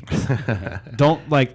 You're like that line is only going to work on people who are watching box scores. Anybody who's actually watching the game knows that Tua is getting away with murder right now. but can because that offense is so good. But all right, so I don't moving think they've played anybody yet. Oh, all right. And I'm not saying the Browns are like, you know, that. I smell that some team bets that's in the going, future on Miami. But I thought, didn't we already put? There's a season long one. We have Miami versus New England, and I'm still feeling great about I was that. like, can I double down on that one? I don't know why you'd want to do that after last week. New England looks awesome. No, I'll take that one again. You want to make that one a Bowmore? We can You upgrade. tried to. No, I'm not interested in making that one a little more. I'm trying to upgrade the bet, man. I want a good bet. I want a bet that I feel right about this. But End it's of not like- season, but we I are wanna- going to drain I that want a bet Bowmore bottle, that I man. feel passionate about. Maybe we'll. We're do gonna it have in to the divide offseason. it amongst like All right, so next game Texans at Giants. and we're done. Texans are plus 4.5. The over under at 41. If you're betting on the Texans, it's plus 185. And if you're betting on the Giants, minus 215. I think we're all picking the Giants on this one. If you're not, make your case. Honestly, the case is that the Giants are a paper tiger, and Oh, yeah, I think them that too. they very much are. Yeah, but you know what? It's funny though. So Brian's going of the Texans. ones. No, so, no, don't so put that word in that's- my mouth. That's the third team that label has been put on tonight, and Uh-huh. to me, they're the Well, that you put strong. on. To me, they're the team that is most likely to end up with the most wins. So Miami versus Giants. out of those three teams. Oh yeah, Yeah. Giants will have more wins. Oh, okay. I'm gonna put that one on the board. I love Sorry, it. that's a bad. One decision on more. your One part. more. I love it. That is a bad decision on your part, dude. And is that a Bowmore? Like, have you seen the schedule? Is that a Bowmore? Have you seen the schedule? Is that a Bowmore? Because like the Lions or the Giants still get to play the Colts. They still get to play the Commanders twice. Like they have this game here against the Texans. So is that a Bowmore? Yeah, I'll put a boom more on that. All right, let's do it. Ooh, I'm down for that. very good. Excited. Now I have to. Now I got to get my Saquon jersey now. Go get it. And I will say Saquon is going to look good this week. So excited about Yeah. that. Now Have I Saquon is going mentioned to that be. he's my dynasty? Yes, running yes, back? I've heard that before. Yeah, no, Saquon is going to be absolutely bananas this week, and I don't know if there's anybody else I'd want to start on the Giants side of the ball. I can't think of anybody. And then Texans side, I mean, you've got Pierce. Cook is out, I believe. God, Pierce is the only thing you want to start on the Texans side, and even then, you're like, eh. What do you think? I think the Giants are going to be 8-2 when they play the Cowboys on Thanksgiving. What are you doing right now? He's writing your guys' bed up there. Huh? Oh, okay, I see. Making more room. That makes sense. Right now would be a good time to plug So our the Gi- sponsors, so the but we Gi- don't have any. Yeah. So Where are you? You know what? There it is. There's your There's your slot. There's your slot right there. Come when on you decided in. to sponsor us. So, like the Giants, they have this game at home with the Texans, right? Next week they play the Lions. Then they have to go and get smashed by the Cowboys on Thanksgiving, and you feel bad for them for that, but whatever. Then they get to go home and play the Commanders. They get the Eagles at home, and I think they can beat the Eagles. Then they get to play the Commanders again, and then they get to play the Vikings and the Colts. So I think the Giants have at least 4 more wins on the season. Well, that would put them at least 10. Yes, that's what I'm saying. Is I don't think that the Dolphins are going to get there. The Dolphins, the remaining schedule for the Dolphins: Browns, Texans, 49ers, at 49ers, at Chargers, at Bills, home to the Packers, at Patriots, home to the Jets. I heard 2.5 games I'm scared of. They're going to get beat by the Jets, the Patriots, the Packers, the Bills, the Chargers, and the 49ers. Jets. The Dolphins are going to end the season on a big losing streak. Okay. I didn't like I just bet that I disagree because I strongly disagree with that statement. I think you might. So, I think they might get to 9. so. Like as far as this game though, is there anything else to predict on this game? Like this is bad. Brandon right? Cooks is back, baby. No, actually, I believe he is. I think he practiced this week. No, I'm pretty sure Cooks he's either out or there's some major problem with him. Like he is. I had him in my lineup There's a major earlier. problem with him for sure. I had to take him out of my lineup because of what I was hearing. You were gonna try and play him again. You never Dude, learned. I'm just with Keenan Allen out. I'm like, Keenan, come on, buddy, heal up, man. He's questionable. There was something that was said. Anyway, I can't remember He's exactly. practiced. I wish I could. He's been at back-to-back practices. There's something that was happening over there that, like, say, I do not start Cooks this week. I'm taking that advice. I took him out of my lineup. Like, don't mess with him. What do you think? They're just not going to throw him the ball? I don't think he's going to be playing in the game. Like there was, God, I wish I could remember what it was that I heard earlier, but I was just like, nope, taking him out of my lineup. There's no way I'm I playing think if him that this was week. true, he wouldn't be practicing. All right, Are we all going Giants in this game? I mean, maybe I'm trying not to, but I think I have to. because maybe he has to show up and earn his paycheck and his Giants. Oh yeah. The Texans are a mess, but Dameon Pierce is awesome. Dameon Pierce does look good, He looked good against the Eagles. but Barkley's going to do better, so that's that. Yep. So next up, we got Saints at the Steelers. I'll take the Steelers. Oh. Saints -1 over and unders 40. If you're betting on the Saints, you're at I'm looking forward to watching this -115. game. I think this is going to be my morning game. If you're betting on the Saints, you're at -115. If you're betting on the Steelers, you're at -105. Sorry about that, host. It's cool.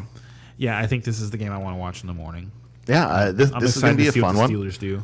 Big thing is, I think we mentioned it earlier. T.J. Watt is back. That defense is going to be back. I'm picking Steelers here for sure. I think the Saints are struggling a bit. Kamara has been kind of coming up, and I think he's going to run into a wall here. That's my opinion. He ran into a wall against Baltimore. I don't. I see the Steelers winning. I don't think Kamara's going to have a great game.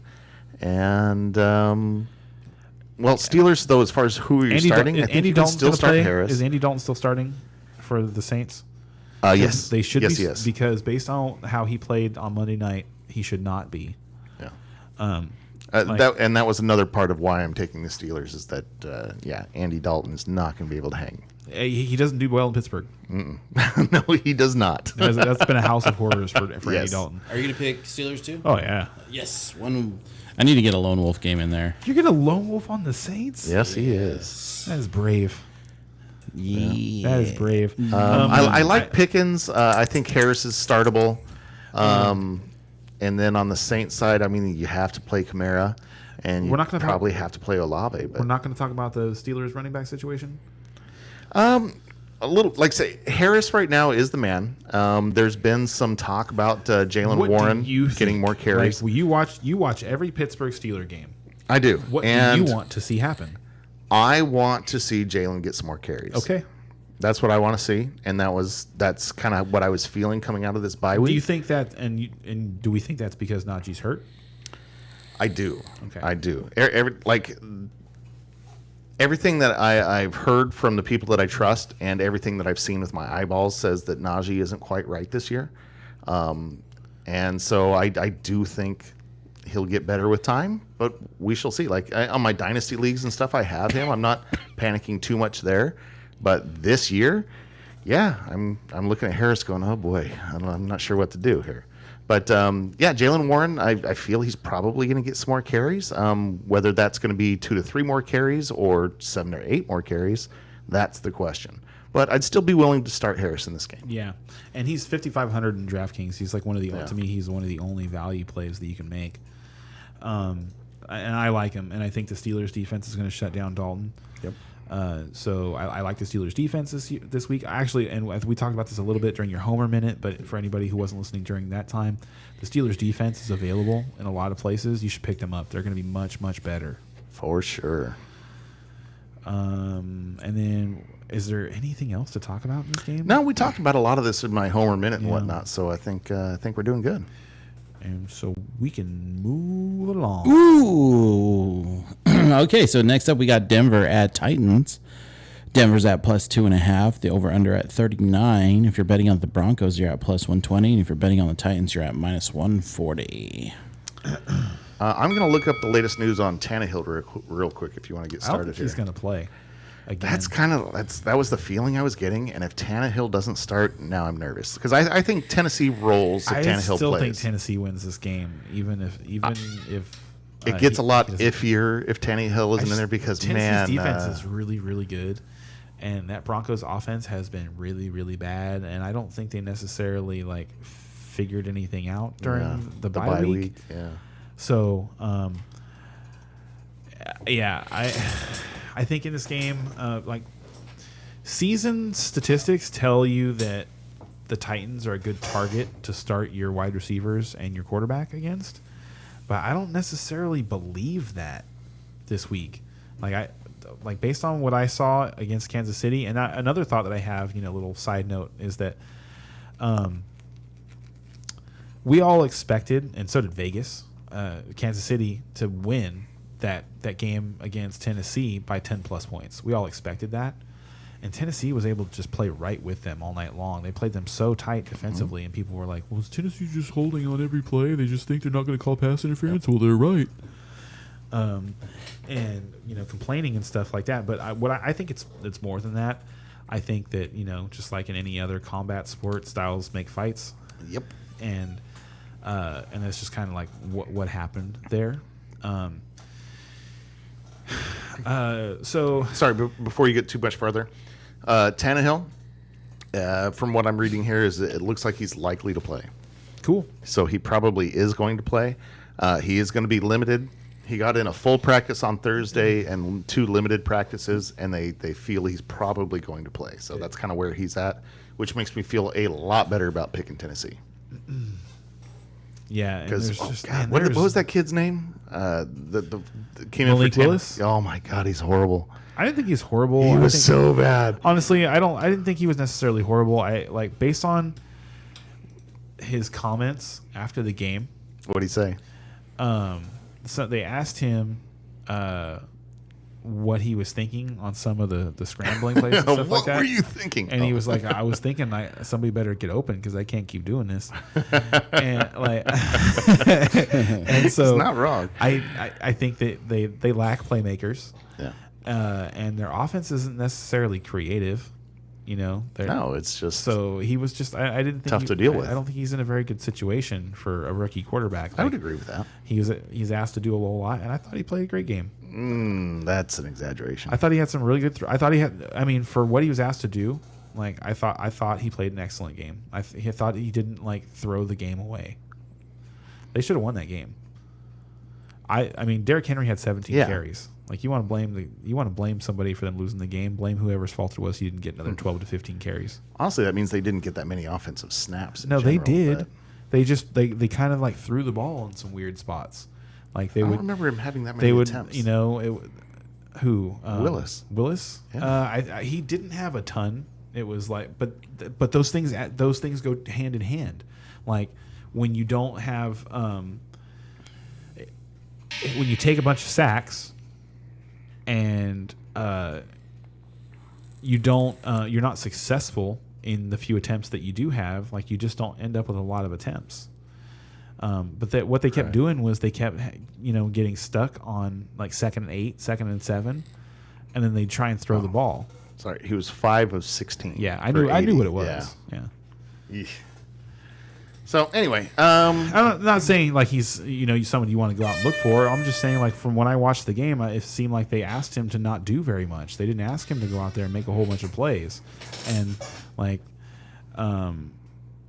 anyway, I mean, in this game, you're smashing Derrick Henry. Is there anybody else that you even want to play in this game? I mean, there's a couple of people that you Greg could. Dulcich, bro. All right, yeah, you can play Dulcich. Yeah. To me, he's one of those replaceable tight ends right I'm now. shopping, He's getting dude, better. I'm But shopping Mark Andrews in every league that I have Mark Andrews in because I was able to pick up Dulcich. just you think you can play Dulcich and get a haul for Yep. Andrews? Yes. Yeah, I don't know if I'd had that kind of confidence, but hey, So who you guys picking? It doesn't sound like there's really much confidence on either side of the ball. I'm going Titans. So. well, now that Tannehill's playing, I like Titans a I'm going lot. to pick the Titans at home. Okay. Yeah. Yeah, if it was Malik Willis again, I'd be kind of iffy on that. We have no confidence in the Broncos.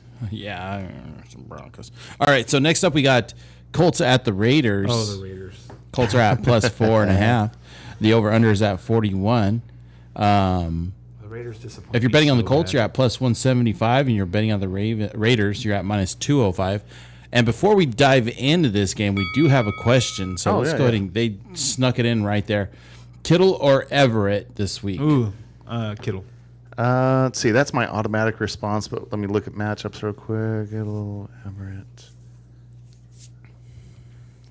Wow. Yeah, and the reason why you're thinking about Everett is because the Cardinals are just so bad. Gerald Everett. He's the Chargers tight end. Oh, God. Wrong LA team. Sorry. Stupid LA teams. Yeah, they're playing the same game. Geez, duh. It's Everett There it versus is. Kittle. Like, Oh, yeah. Kittle for I mean, sure. Yeah. and that's to me that's because the 49ers have been really good against tight ends. Like their defense has just been they've kind of shut down tight ends. Because Everett, like you'd expect him to get work because of the missing opportunities from Keenan Allen and Mike Williams, but it just really hasn't worked been out that panning way. out that way. The opportunities have gone to Palmer, DeAndre Carter, and Austin Eckler. So I would still start Kittle. I think so too. And And honestly, with there's so many weapons going on in San Francisco, like Kittle might just be the guy out there going, nobody's going to guard me? Okay. yes, You know? exactly, Like- exactly. That San Who do Francisco you offense, guard? exactly. God, San They're Francisco looks so good. They Yeah. look great, man. Yeah, they do. So we good on that? Yep. I think Back so. to the game. Colts at the Raiders. Go, guys. Jeff Saturday. That cracks me up so much. I love it. I do. I'm curious. I want to see what he does. I mean, obviously he's going to run the ball. Yeah, that's what I'm saying. Yeah. If Fire you have- Jonathan Taylor again. Yeah, if Jonathan Taylor ever gets back in the lineup, he is going to get a lot If you of remember work. That's for anything about sure. Jeff Saturday, you remember him yelling at Peyton Manning Manning. for not running the football Yeah. when they got inside the 10-yard line on Monday night when Peyton Manning was mic'd up. I that just one saw a time. clip of that this week. It's so it was good. fun. Yeah. So I think that Jonathan Taylor is gonna get some. I think he's gonna. I think Jonathan Taylor's gonna go wild in this game. In this game, like, do we even know if he's playing in this game? I think he's very questionable for this No, I game. don't think he's very questionable. Oh, let me look. But that was my I hope he's not understanding. very questionable. I'm trying really hard to trade for him right now. No, I'm pretty sure we're supposed to be starting, what's his name? Deion Jackson? Yeah. We better not be starting Deion Jackson. Yeah, I man. think he's the start this week, brother. As they're looking up the research, I just want to thank everybody for joining us today. Taylor's health looks great. There you go. The report on Jonathan Taylor on Yahoo is Taylor's health looks great. He's this morning not- that was not there. He's not listed on the injury report this. yeah, this week. I'm seeing the same thing. Jonathan Taylor gonna go hamburglar this weekend is my prediction. Like top 5. I think he's gonna score twice. I know he's going to get the ball 25 to 30 The times. Raiders are bad at football. The Raiders are bad at football. What's going on there? Like They suck. Well, okay. But last year they lost their coach, they lost a lot of their talent, but yet they still were sticking in games and somehow made the playoffs. They were in this game. And They this were- year- no, they're in every game. They're in every game. So what's going on? Is the it- Raiders is it could eas- coaching? The Is Raiders it- could be 6-2. They just screw. It's Derek Carr. It's Carr? It's Derek Carr. That's to me. That's the thing. And like the reason, like this year, the kicker that I wanted on all of my teams was Daniel Carlson, because I knew with them adding Devontae Adams, they were going to be in field goal range a lot more often. Right. But Derek Carr can't close the deal. He's just like he's just not a 300-yard, four touchdown pass guy. He's just not. Yeah, and with him losing 2 of his major weapons now, it's not going to help. No, it is not going to help. No, I don't think they're going to be better. Adams had, I do think 45% of the targets last they're week? at home, so I still want to pick the Raiders to win this game, but I don't feel good about it. I do think the Colts are going to get a shot in the arm by getting Jeff Saturday in the room. Also interesting, Reggie Wayne is an assistant coach for the team. He's the wide receiver coach for the team. So and they're teammates from back in the day. Yeah. So I find that super interesting. Is anybody picking the Raiders? I thought we were kind of all probably going to pick the Raiders. I can't decide. It's so hard. This is so bad. Hard. 2 really bad teams, both going in the wrong direction, playing each other. I'm just like, I'm going to pick. So before we have to pick fantasy wise, you're going with Adams. Adams only. Well, no, Adams and the running back Josh Jacobs. Jacobs there on the Raiders side. Yeah, Mac Hollins is interesting. I'd like to stash him. Yeah, I wouldn't like in I think he's a good dart throw in DFS. I don't want to play him this weekend in redraft leagues, but I'd like to pick him up if I need a wide receiver. Like if I'm looking for a wide receiver, I'm struggling at that position. Because Waller and Renfro on the IR next 4 weeks, so yeah, he should be good. Oh, we have to pick somebody. I'm gonna go with the Colts. I'm gonna go with you.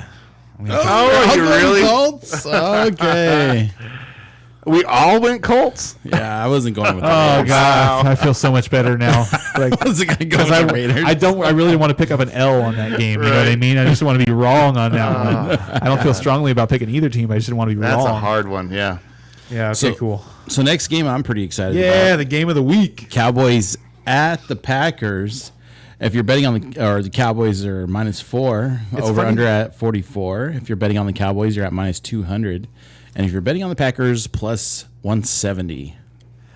It's funny to me that this is still the game that Fox has chosen to put in their primetime slot. On Sunday, the 1:30 game, 1:25. Oh, they want to see the fall of Aaron Rodgers. I guess after this he goes 3-7. Aaron Rodgers has been a darling on Fox. And for a Decade. Nation is going crazy. How many Come Aikman on. and Buck games were did they call on Aaron Rodgers? So, or I should say, how many times has Aaron Rodgers had his game called by Aikman and Buck over the last 12 years or so? So, but he's 3-6, and there's better games on the slate. Like, well, I guess not really. No, and like I say, Dallas is a big name. Green Bay is a big name. Actually, I mean, and it could be a really good game. I don't think it's going to be. What really I hope it's is not. exciting I don't about think it this will be.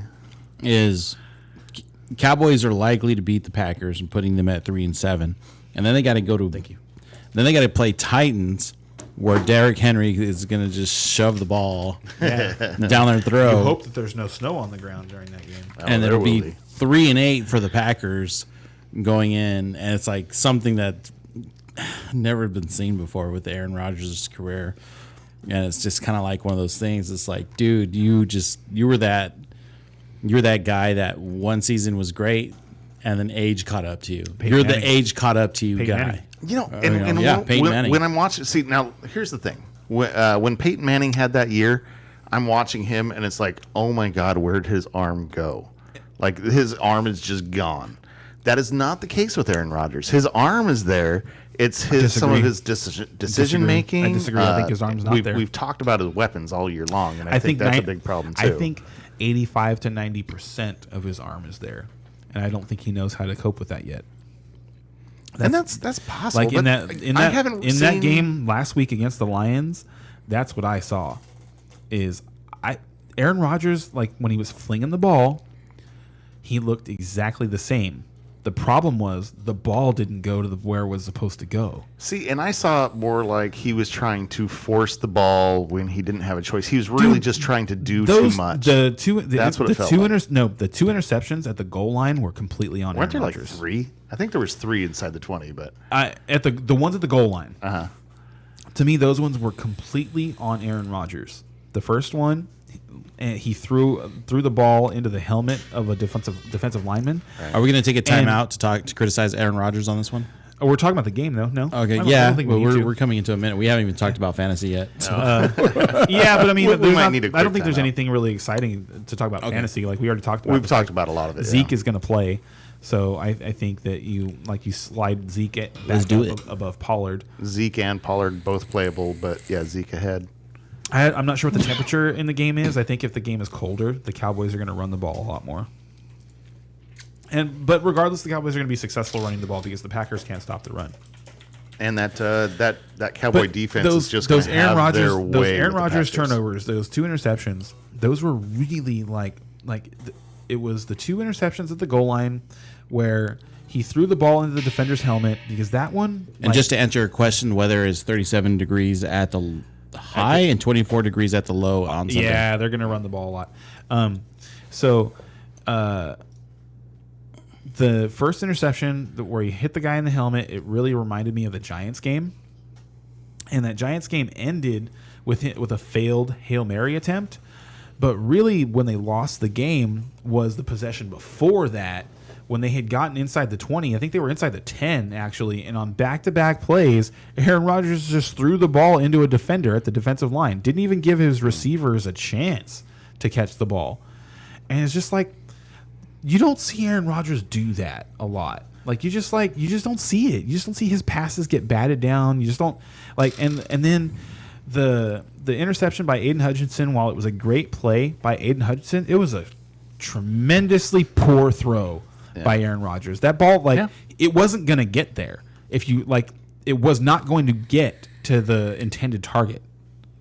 It was an offensive lineman that he was throwing to, so he's not athletic. He wasn't going to be able to stop and come back to the ball. The ball was not going to make it to him. And then he should have gotten an interception on a deep pass that he made in the third quarter where the Lions defender was just able to catch up to the ball and knock it away. And you just don't see that from there were just things that you just don't see from Aaron Rodgers. It's weird. It's not something you're like, hey, it's Aaron Rodgers. He just had a bad game. But it's like if it's anybody else, you're like, that guy just doesn't, I'm just saying, if anybody else had the weapons that he has right now, they would be so bad. So He is so it bad. has something to do with it. That's all I'm saying. But so We're all basically, going Cowboys, right? yeah, everyone's going Cowboys, and basically what we're saying is that Aaron Rodgers is not as good when he's on mushrooms. So he plays better when he's sober. Now we know. maybe he got the COVID vaccine. Maybe. Yeah. He's allergic. Okay. Oh yeah, that's right. I forgot. He was would allergic. never. Maybe he did get the COVID vaccine. And now he got pressured in and now. That's a whole nother thing. All right. So next up we have the Cardinals at the Rams. Cardinals are at +3 with the over/under at 40. I might bet the under on that. If you're betting on the Cardinals, +130, and if you're betting on the Rams, -150. Well, and I think you nailed it right there. Is take the under because there's a good chance that there's 2 backup quarterbacks in this Play game. the defenses. Yes, yeah. So whichever quarterback is missing, play the defense on the other side. If both quarterbacks are missing, this is going to be an unwatchable game. I'll still watch it. yeah, I'll you'll still still watch watch it, but Yeah. it's going to be so I'm not watching bad. this game. Yeah. I am not. Even if both quarterbacks are starting, I'm not watching this game. These two, I'll still watch it. Okay, they have been bad. Let me ask you a selfish question here. I've done this once already today, but I'm going to do it again. I've got some tough decisions in some of my leagues this week, and I think people might learn Wait a from minute. them. Let me stop So, you. Mm-hmm. They're involved in this game. Kyler Murray or Ben Henderson. Justin Herbert. Herbert. Herbert missing all his weapons? Yep. that's my I'm obviously Herbert's my starter and Kyler is my backup. I'm in a kind of a unique position there, but man, with all those missing weapons for Herbert, I'm just like, God. Yeah, but he's still throwing the ball a bunch. So but then Kyler's coming in hurt if he's and it's a hamstring for Kyler. Never mind, that does it for me. Okay. Thank you for talking that out with me. Yes, the hamstring definitely does that in for Kyler. And this is from a guy who benched Herbert. You know, like I'm not. I've done it before. Yeah. Well, what I'm saying is, like this weekend, I'm not going to start Herbert, but I would start Herbert over Kyler Murray. Yeah, I agree with that. Okay, thank you for that. Am I lone wolf in the Rams? I have to pick one of these teams. Okay. Yeah, this is terrible. This is just terrible. This is No. You're not going to get to me. I'm gonna take the Rams. Yeah, I'll take the Rams too. I don't like it. Right? Nobody's This feels exactly like the Colts Raiders situation where I just don't want to be wrong on one of these losers. So are we done with this game? Yeah. we are. Let's move on to a good game. Let's move on give us a to good a one. different game. No, this is a great game. I think the Sunday night game is actually going to be a great game. I do. So next up, we have Chargers at the 49ers. Chargers +7. Wow. I didn't realize they were that much of an underdog. Over-under is at 45 if you're betting at the Chargers, +245. And if you're betting on the Niners, -295. This is one of those games that I would take the Chargers in the spread. Go. So we already have one of those 40-point CMC games down. Oh, let me get a beer. Oh, and let me just say, last 2 weeks ago or whatever, before the bye week here, we were like, all right, CMC is a good play this week, but after the bye, he's going to be amazing. But right now, he's just good. And he came out and was 40 amazing. Yeah. So Scored. He had you know what it made me think of is like there's got to be a Gordie Howe equivalent to what he did. You know you're not familiar with Gordie Howe, the hockey player. He's the Gordie Howe hat trick was to score a goal, get in a fight, and the other one was like have an assist or something like that. I think I can't remember, but anyway, that's what it reminded me of because he threw for a touchdown, ran for a touchdown, and he caught a touchdown. And it's not like he just they were all great plays. Mm-hmm. Like it was that pass. It was a great pass. That pass. The catch though, the catch that was a top 10 catch on the year. He's awesome. Dude, He's just awesome. that Niner team now, oh my God, with CMC, They're just Garoppolo scary at quarterback, good. they're scary. just I can't wait to see Deebo Samuel back. I can't wait to see Cowboys 49ers NFC Championship game. That's where we're going. Yeah. It's gonna be so good. It's gonna be so good. I'm tell you sorry, Eagles fans, you guys aren't it. I know you're 8-0. I know that your team's not that good. Sorry, you guys. I wouldn't call them a paper tiger, but Not a paper tiger. They're a contender for Yeah. sure. Because if you They're top contender. if you have a bad day against them, they'll smash you. Mm-hmm. Like they're a good team, but they made the Texans the Texans hung around in that game for a long while. I will just say, to me, I really thought it was the Eagles and the Cowboys were the cream of the crop in the NFC, and now I throw the Niners in there too. They're right there, and I think any one of those three that the Niners win more games than the Cowboys, so that the NFC Championship game can be here. Go watch it. Oh, you go see it? Yeah, That'd be awesome. yeah. They're 4-4, so probably not going to happen. But They could end up 13-4. no, I agree. You know what I mean? But I think that Dallas is going to have a nice little run too, and they're probably not going to lose 4 games.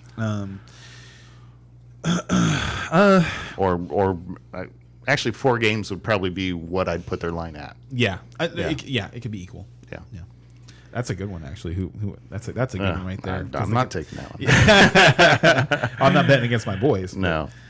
But okay, so it's about this game, Niners absolutely love CMC. Debo's going to be great. Debo's back. Yes. Ayuk is the only question mark. I mean, you're starting Kittle. He just seems to have a thing with Jimmy. Like they've got, Ayuk does? they must be like doing the Cooper Kupp, Matthew Stafford thing where they're going out and get breakfast together or something. At this point, I think Ayuk might be the odd man out because now he's the 4th target in the offense. But he hasn't been yet, and So, he was still a startable asset. And he catch the touchdown.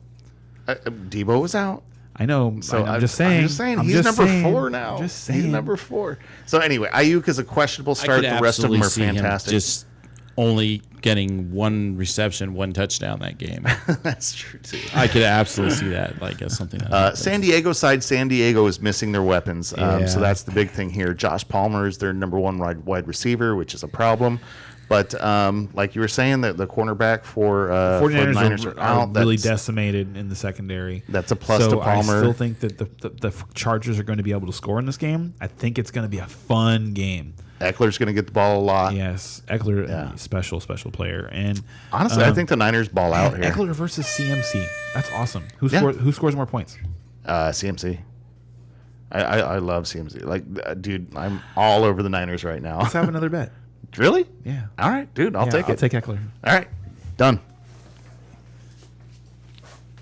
Does anybody want to? Are we all taking the Niners in this game first? I'm taking the Niners. Yes. Now, I got a little bit of a bonus question on this one. Do we think the Niners are going to cover the spread? No, I do. I don't. You think they are? Yep. No, I think this is a final possession game. This is the last team with the ball type game. I don't think the 49ers are really going to be able to stop the Chargers, and I don't think the Chargers are going to stop the 49ers at all. This is, your I also do not think it's they will a be covering the spread. 34-30, 34-31 game, something like that. Robbie Gould's going to win it. And picked him up honestly, as my kicker. I feel like this is going to be more like a 31-17 game. I don't think that. Whoa. Yeah. I just don't like I said the 49ers are hurt enough to me right now that they like the Chargers are On gonna defense, you're talking? Yeah, I think the Chargers are going to be able to score on them. So before we move on to the Washington Commanders at the Eagles, we do have a question Excellent. from YouTube. I got Kelsey and Schultz. A couple of my teammates still need a tight end and are sending me offers. What value would you trade Schultz for? Ooh, trading Schultz away. Trading Schultz away. What are you trying to get for a Schultz? I think if you're trading Dalton Schultz away, you don't need to keep him because Travis Kelce's passed his bye. I would be trying to get a running back that you think might pop. Rashad White is my favorite. Is the first thing that comes to mind. Well, that's my first thought. Is like, what kind of running back do you think? A backup get? one. Yeah. You're gonna like Rashad White, a Khalil Herbert,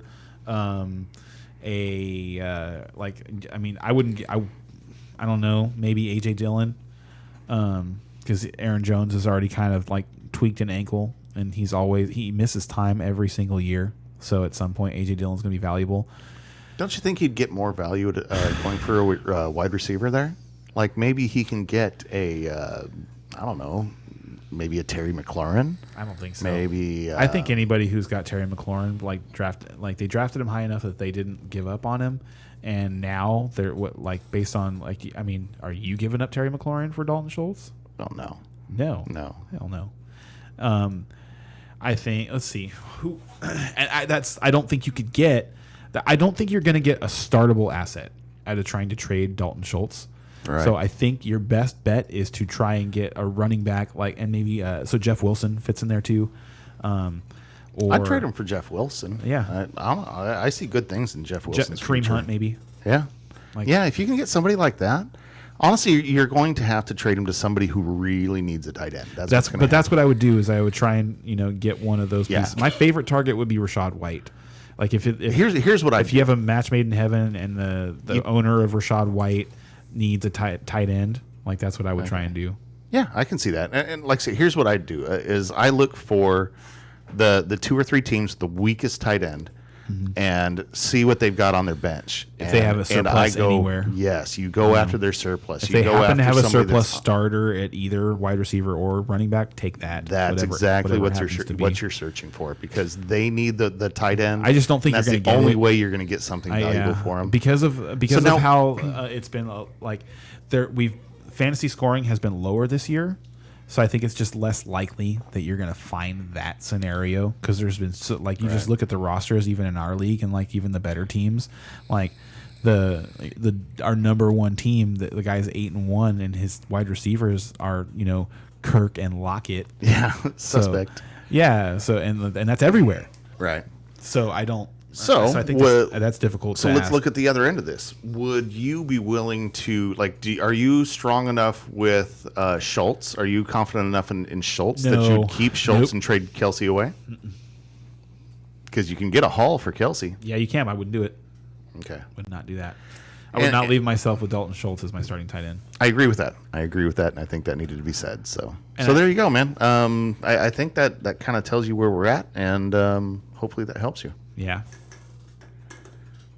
Was that the only question? Yes. All right. So moving on to Monday night. I'm sorry, that's my own laugh. You guys will never know what happened. All right, so next up, Commanders at the Eagles. Washington Commanders plus 11. The over/under is 43 and not enough. The over/under is at 43 and a half, and if you're betting on the Commanders, you're at plus 380, and if you're betting on the Eagles, minus 475. And honestly, just to start out, you said it's not enough. And I would disagree. Like if you were making me bet here and I had to take, taking the points into consideration, I think I'd take the Commanders and the Get a points. third bet Just going on. No, I don't feel that strongly. I am not. Bowmore this one? I'm not betting on the Commanders here. Actually, so wait, who was it? Was Remember, it's a divisional game, and remember they play each other tight. Who was the Commanders player- have been playing tight games. Eagles have had some tight games lately that should not have been as tight as they were. who was the player that we were putting to the test earlier? I wanted to see it. You'd start a bunch of people over him. It was who was it? You said I'd start just about anybody over that guy. Oh God, who was that? I don't know. I know you know. I don't. I actually don't. Oh. I wish I know. I wish I did. I want to know because I was running out of time. He can for me to remember test who that was in theory. the Super Bowl But 26 years ago. But this seems I know, yeah, right? But this seems like one of those good ones where it's like any receiver other than Terry McLaurin for the Commanders right now seems terrible. Well, and even Terry McLaurin right now, I mean, like, this is not a matchup I want to start him in. Like, you probably have to. There's a good chance you have to, but man, those cornerbacks for Yeah, for Bradbury Philly and are Slay. just great, Yeah. man. They're just great. So you're like against Philly, you're trying to start people that are going in the middle of the field. You're trying to start tight ends. You're trying to start slot receivers. Like And the like Commanders don't have any of those. I know. So, So dude, like I said, I don't know how they score in this game. yeah. I'm serious. Divisional game means a lot, and I think that's why it's going to be somewhat close. They're just going to find a way, but taking Eagles far and away here, yes, the Eagles are going to The win. Eagles by a smashed them touchdown. in week 2 or week 3, whatever it was. I think it was week 3. We're all picking Eagles. Yes. Yeah, and that was in Washington. Even Ken's picking Eagles. Yeah, Even Ken, are you sure? yeah, we had a It's lot. the We agreed a lot Eagles. this week. Yeah, but we all had at least one lone wolf. I tried to bet. go I get with the lone wolf. Wait, it was my only lone wolf to Bucks.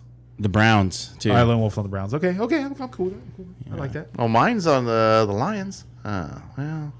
I'm cool with that. I'm cool with that. There's something about going after your lone wolf pick to make you go. Wait. I bet on the Lions? I try to always have at least one You lone can pick wolf the pick. Packers if you want. No, thank you. I try to always have one lone wolf pick, and Or you can take the Broncos. I guess the Saints is going to be my lone. Or you can wolf take the pick. Texans. That's actually that's not a horrible one. The Saints are the favorite there, but I just it's my team, I and I, don't feel think the strongly Saints should be the about them. favorite in this game. I just don't see that. Well, it's you got to remember that the Vegas betting line is not exactly what they think is going to happen. It's what people are going to bet on. They are trying to get Okay. half the bets on one side and half the bets on the other. That's what Vegas wants. They don't want one side to be weighted because then they can lose. If it's 50-50, guess what? Vegas wins no matter what. They just rake in the commission. They just rake in the commission, and that's what they want. So that's what they're trying to do. So because the Steelers have been looking so bad, because not everybody knows about TJ Watt coming back and are factoring it in, that's going to factor into the point total there. Or the I'm point still spread, I picking should the say. Saints. Well, thank you. For Are we that. done? That's into- Sorry, I work in a casino, Vegas folks, so That's good. That's good. That helps people. that's the kind of stuff. I I'm know. serious. I wasn't trying to be facetious at all. Yeah, I'm no, serious. All right, so Thursday night game is the only one left, right? Oh, Yeah. sweet! You actually have a lot of writing to do, though. I do, huh? Well, I already did mine. might as well do That's it fair, at the that's end. fair. All right, so Next one up is the Thursday night game. Moving on. Oh, wait, no. Actually, we have a question. Let me get to this question real quick. Devontae Smith, a must sit this week? Question mark. No, he's not a must sit this week. This is one of those ones where you kind of want to start him because the Commanders are so bad against the pass. This is, for me personally, I expect the Eagles to run away from them. So I don't expect Jalen Hurts to throw the ball more than 25 times. So you can sit Devontae Smith, but it's hard. If you have Devontae Smith, you drafted him to be your number 2 or your number 3 wide receiver. So hopefully number 3, but he's somewhere in that range, and I don't think there's a lot of better starts than Devontae Smith. Like we talked about some of them earlier, I think I would probably rather start Zay Jones than Devontae Smith this week. I'd probably rather. Who else might be on the waiver wire that I would rather start? I mean, depending on the size of your league, maybe George Pickens is available. If Pickens is available, he shouldn't be in any league anymore. But I would rather start him this weekend than Devontae Smith. But there's not a whole lot of receivers in his range that I'd rather start over him this weekend. He's got a good matchup. Okay, moving on to the Thursday night game. Thursday night, Titans at the Packers. Titans are at +1. Over under at 41. If you're betting on the Titans, -105. Go Titans, go. And if you're betting on the Packers, -115. Go. So I have mentioned this a couple times already tonight, but the Packers suck at rush defense. They suck. They give up the highest conversion rate to running backs with carries inside the 5, turning them into touchdowns. And they give up almost 1.5 yards per carry before contact. You give Derrick Henry 1.5 yards per carry before contact, he's going to get 10 per carry. Nice. I want to see the Packers just Get go creamed. down, just Isn't it nice? not a sinking ship. I like it. A burning Zeppelin. I didn't realize I was going to enjoy. I didn't realize I was going to enjoy it so much, but I really am enjoying this misery season for Aaron Rodgers. Which is hilarious. After the first 5 weeks, you were just like, dude, stashing Aaron Rodgers. You guys got to get him. Because it's just let's. Dude, I don't blame you for it. I understand. I just think it's hilarious. I wonder how long it took people to buy into the fact that Peyton Manning was done in 2015. Right. I wonder. I think it was more obvious. I remember it being a little more obvious Wow. because I remember when Brock Osweiler came in and had I think he had a good game against the Patriots or something like that on Sunday Night Football. I just remember this 40-yard touchdown pass that was just Right. I was like, Peyton Manning can't do that anymore. And we're like, should they be starting? Yeah, Brock? exactly. Yeah. And the answer is no, because Peyton Manning with no right arm was still better than It's Brock just Osweiler. decision making alone. Yeah. Yeah.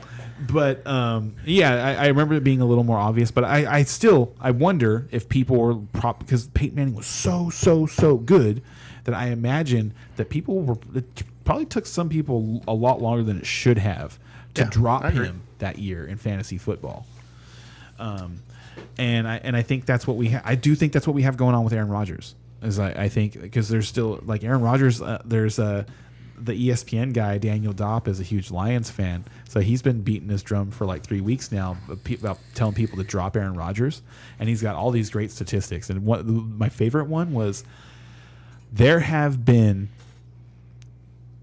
35 quarterbacks to score 17 PPR points in 4-point per passing touchdown leagues this year.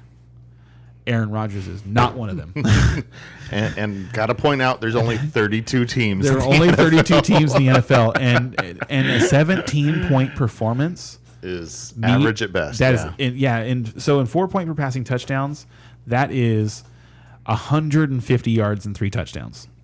Yeah. Okay, so that's not a day. It's 225 yards and 2 touchdowns. Yeah, that's a better line. He hasn't been able to do that. He hasn't thrown for 300 yards this year. and like some of it is on the fact that he doesn't have Devontae Adams anymore, but it's like, Come on, just say he doesn't have any weapons. Just say it for I me. can't say that. Just He's say got it Aaron for me Jones. one time. He's got Aaron Jones. And actually and honestly, Lazard made some plays. Lazard looks good. Like Lazard looks good as a number 3 wide receiver. number 2. For him to be a number He's 1, Number 2. He's not a number 1, but he's a number 2 at least. He'd Like be- Lazard is every bit as, to me. I'd rather have Lazard than Gabe Davis as my number 2. well, those are different receivers. I think. Not that much. They're not Like- They're not that much different.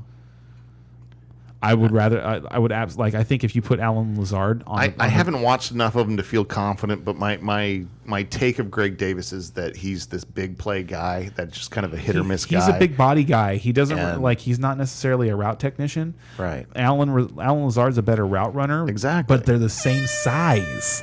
Alan Lazard is also 6'3", 225, and that's the thing about Gabe Davis is he's big. Yeah. He's a big target and he's fast. Fast is the big thing. And Lazard's fast too. Lazard gets behind the defense a lot. He's kind of like a gazelle runner. Like he's not agile. And like he doesn't have quickness, but he's fast. Like in terms of straight line speed, he's an impressive player. I like Lazard. So I don't like the narrative that he has no weapons. I don't like that at all. Like from what I've seen from Aaron Rodgers, he's just like I was going to say I've been repeating it all he's year. just stinking it up, okay? And from what I saw last week, he also might just not have the sauce anymore. Like that's what I saw. Like I just saw Aaron Rodgers trying to be I think himself. you're basing a lot off of some bad decisions that he made last week, and They're and not. he, and It's he not did. bad decisions, dude. But That's he not also it. made some That's really not good. it. He really made some good plays in that game. He really did. Like With his legs. There were some There were- times that he was looking good. That I was like, oh my god, look at this drive going, and then he screwed up the drive at the But end. he didn't do anything special. They had a couple of chunk plays here, and the thing is But it when was better. when it was his turn to make a play, he didn't. Over and over and over again, he didn't. And what I saw was like, I'm serious when I say this. Like, I really think that he might be operating at less of his physical self than he even realizes right now, because it didn't necessarily look like he was a diminished player. The results just weren't what you were Right. used to, and I don't mean statistically. No, I'm just talking about on the field. where the ball went. Yeah. Like things you just don't expect to happen to Aaron Rodgers. You just don't expect people to catch up to his deep ball. You don't expect him to underthrow a 3-yard goal line pass. You don't expect him to just keep hitting defensive linemen in the face with a football. Right. And he just keeps doing it. And to me, it might just be like his arm just doesn't work exactly the way that it used to. And that could be it. Because that's It could be. Like say, I've seen it more of a decision making and more of a mental thing, more of a like he feels that everything is on his shoulders and he has to make plays is more than what I felt. But I don't see that. like I say, I see that's what I'm looking at. I but- see him still trying to basically do the same things. Like to me, when I watch the Green Bay offense, there are more miscues. So Sammy Watkins ran a wrong route on the goal line. Sammy. Yeah, I know. So and they look stupid there because Aaron Rodgers throws a fade and Watkins is running a slant route, so Right. the ball just trails off into nowhere. And guys are dropping balls, guys are fumbling balls. That stuff is happening. Mm-hmm. But when I'm watching Aaron Rodgers, I don't get the sense that he is super holding the ball longer or really looking to make plays with his legs. I thought that the best plays that he made in that game against the Lions were the 2 times that he took off and he converted a 3rd and 17. And or he's something been like that trying on not to the do that ground. kind of stuff for the last couple of years, and you could see that now he's like, "Oh my god, I have to do this if we're going to have a chance to win." So I really feel like he's taking that much more on his shoulders, I guess is my only point. But the big thing is, I think it's hilarious that we've reversed on Aaron Rodgers. That for the first 6 weeks of the season, you're like, no, Aaron's going to come back. Or maybe Aaron's going to be. or maybe I'm just a snake oil salesman. Just tricking us all. But yeah, where's Aaron Rodgers at in our league right now?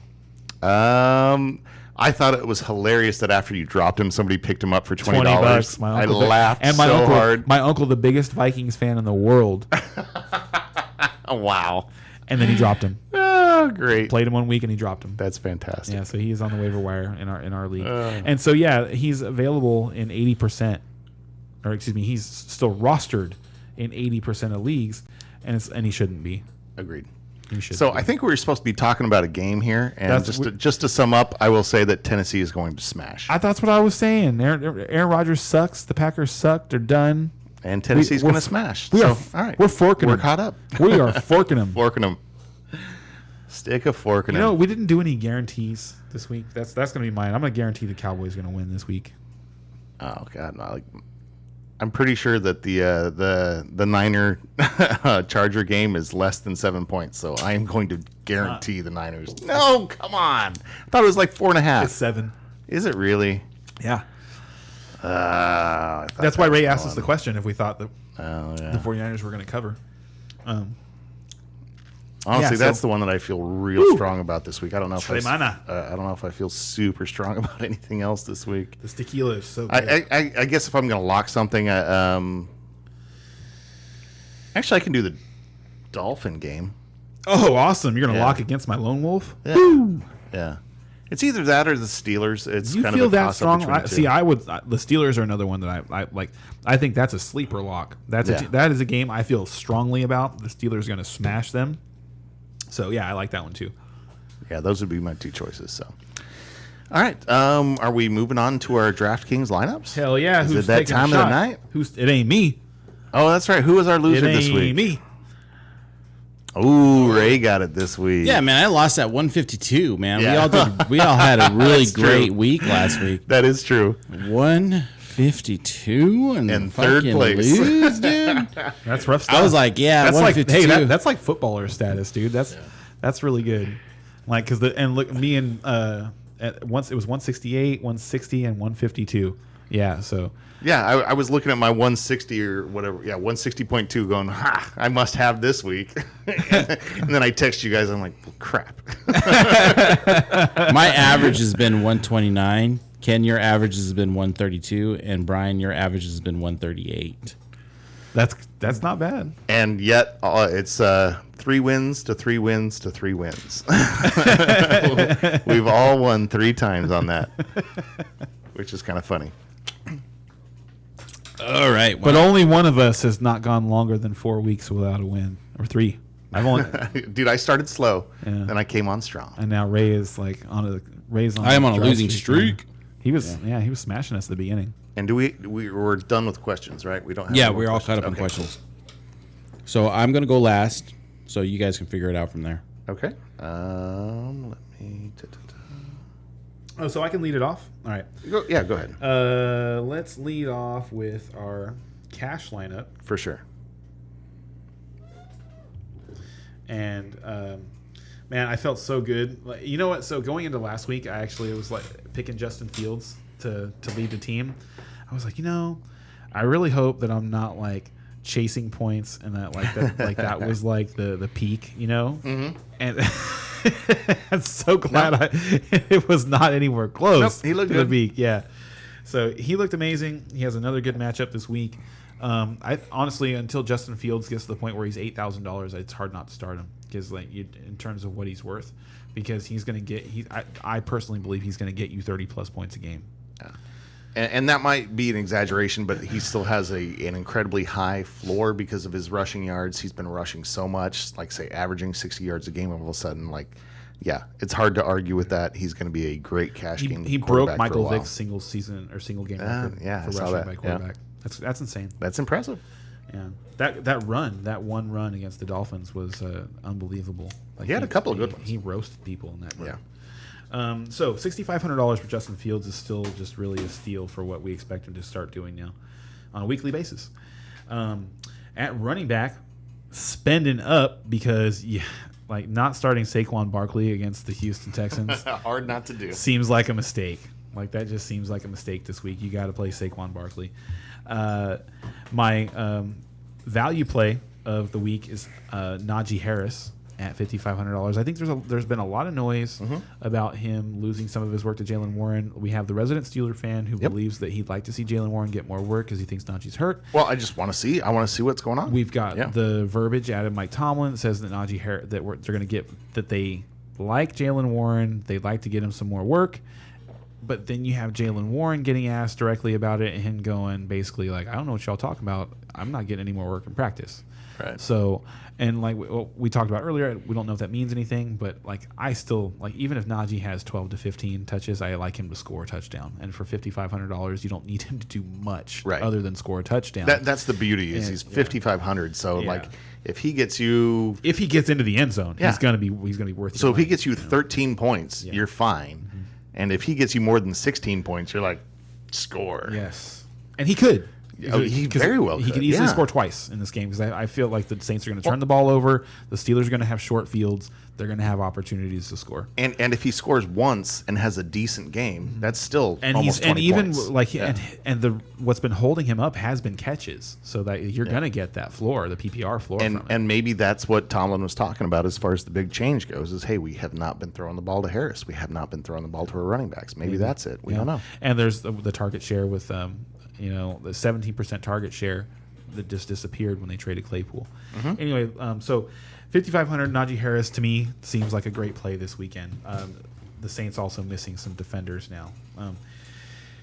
My receivers at 5,500 to pair with Justin Fields. I've got Darnell Mooney at $4,300, and awesome savings this weekend. I've got Donovan Peoples-Jones at $6,900 to stack against my my Bears game here. I've got Amon St. Brown because I think he's going to just have a monster game. I think he's been playing well, and just that things haven't really clicked the right way for the Lions the last couple of weeks. I think he's going to have a breakout game. I think that's just coming. Like he's going to be in my lineup until it happens. Tight end, I've talked about him a couple of times already tonight. I really love Greg Dulcich. He's $3,400. He has 3 career NFL games. He has 3 career NFL games with 12 plus PPR points. As a top 12 tight end. I know it's double digit points in all 3 games, but I think it's somewhere around 12 in each game. So I think Russell Wilson's going to continue to go to him. The Titans are bad against tight ends actually, so I think it's a great start. In my flex at $6,500, I've got Tony Pollard, which I think is like depending on what happens with Zeke, and like all the words that are coming out of Cowboy camp right now are that Zeke is going to play, but it could be a game time decision, and even if it's not, it could be more Pollard than we're used to. It could be closer to what we saw in the Chicago game a couple weeks ago. So, we've talked about the Packers. Their defense just sucks. Their defense what sucks. It should be. So, and then my defense at $2,800. My favorite start on defense this week, the Pittsburgh Steelers. What? All right, got your cash lineup, buddy? Yep, and we definitely have some similarities here. We have some duplicates. Some overlap. Justin Fields for sure. For 6,500, he's the best start I think at quarterback for cash game. Saquon Barkley. I mean, how can you get away from Saquon this week? Like he is going to be amazing. Nick Chubb. I am going heavy on my running backs this week. I spent up on my running backs and spent down on my wide receivers this week. I really felt like wide receivers this week, unless you were paying through the nose for them, they're just not there. They're not worth it. So a lot of those middling receivers just didn't seem that like a good deal to me. So I decided to spend up on running back. I felt that way on running back too. Yeah. I thought the middle ground was just bad in both areas. Yep. Yeah, I agree. So I decided that I'm going to spend up at running back and see what I can do. So Barkley and Nick Chubb, that feels good there. Wide receiver, now here's where it gets a little rough. I'm going with Matt Collins with 4,200. His matchup isn't fantastic, but at 4,200, I really feel like he's going to get you 10 to 15 points. Honestly, I think, like I said, I think Jonathan Taylor is going to go ham in this game, and if that is the case, then the Raiders are going to have to throw. Yeah, and they, the the Indy is good against the wide receivers. That's a big thing. But they're going to be focused on the other Devontae. side, yes, exactly. So I think Hollins could have a sneaky good game there. And even if he doesn't, he's definitely going to get 10 points. I can't see him not. Darnell Mooney on the other side. We both did that running with Justin Fields there. Mooney at 5,500 is just too cheap with Fields getting better, so I think he's worthwhile. And then I went with Pickens at wide receiver because got to save some money. And How much was he? 5,000. Yeah, it's good. So at 5,000, he's just he's one that you think is almost the exact same thing you said about Matt Collins. Is that you think he's going to get at least 10 and probably going to get more like 15 and could go off for 20. So. Yeah, I think if Pickens scores, he's a 20-point play. Yeah. At tight end, I went with Evan Ingram. Like I say, last week he got hurt. He had some back spasms, some back problems. Looks like he's going to be fully recovered from that, good to go. And he's got a good matchup in which Jacksonville is going to need to score some points. So I think Ingram is a good play there. At my flex, I went with Jamal Williams. Jamal, and you said St. Brown was 5,900? Because it's funny, you said at my flex at 5,900. Oh, no, Tony Pollard was 65. Oh, no, you said somebody was 59. How much is St. Brown? 69. Oh, okay, never mind. I misheard. So, but anyway, 5,900 Jamal Williams. I just like he's going to get the ball. Swift isn't quite back yet. I think Jamal's on a how many game streak with a touchdown? I don't think he scored last week. I don't think he scored last week. Oh no, I was hearing earlier he's got he's on a 5 or 6 game I don't streak. believe he scored last week, and he had 24 carries, so it was an anomaly last week. All right, well we'll check that. But anyway, Jamal Williams seems to be a good play this week. If Swift comes in and really takes all his carries, then that sucks. But I just don't see that happening. And then the Steelers are definitely my play this week at defense. Like it, nice. All right, so I'm not really feeling too confident about my lineup, but here we go. That means he's going to score 200 points. Yeah. Probably. Yeah. Justin Fields is my quarterback. Kareem Hunt from Cleveland. Montgomery in Chicago. I wanted to pair He's gonna somebody get up. us with Kareem Hunt. Very well could. Davis for Buffalo. Kirk in Jacksonville. Olave in New Orleans. The quarterback starting for New Orleans is not Dalton. No. For New Orleans is Dalton. No, it's not. It's Winston? I think it's Winston. That's good for Olave. I don't. I found that out while the podcast was going on. Tight end, Jacksonville Ingram. Pollard for Dallas, my flex, and I am picking the Rams for my defense. I'll go ahead and snake this over to the tournament game. In tournament, I'm thinking the high-scoring game of this Sunday is going to be Lions in Chicago, even with the weather. With that being said, I went with Jared Goff as my quarterback, Montgomery as one of the running backs, Swift as from Detroit, Mooney from Chicago, Olave. I needed to throw some Olave back in there. St. Brown again, another wide receiver from Detroit. Chicago's tight end, C. Met. Cole Kmet. And Cole Kmet. C. Lamb from Dallas. CD. And I went ahead and picked Indianapolis in case Las Vegas can't do shit. Nice. That was one that was I kind of like messed around with the idea. You know what? I almost did it because in my tournament lineup I have Jonathan Taylor. So Did you guys confirm the quarterback situation with New Orleans? Actually, I what I didn't see saw, anything. what I saw said that Dalton is starting. Just now when you were looking. Yeah, I Did was you just guys- looking. That was the DraftKings. According to DraftKings, Dalton is the starter. I looked on But Yahoo, I got to and look up there some more. wasn't Yeah. anything. There was no clarity on Yahoo. I'll while you guys are snaking, I will look that up to confirm. Tournament lineup. All right, I got mine up right here. Let me go ahead. All right, tournament lineup. I am banking on the Kansas City-Jacksonville game. I am stacking that one pretty hard. I am going with Patrick Mahomes, stacking him with Juju Smith-Schuster. And then on the Jacksonville side, I'm going with ETN and Ingram. So that's 4 of my players coming from that game. I feel pretty good about it. I think that's going to be a high-scoring game.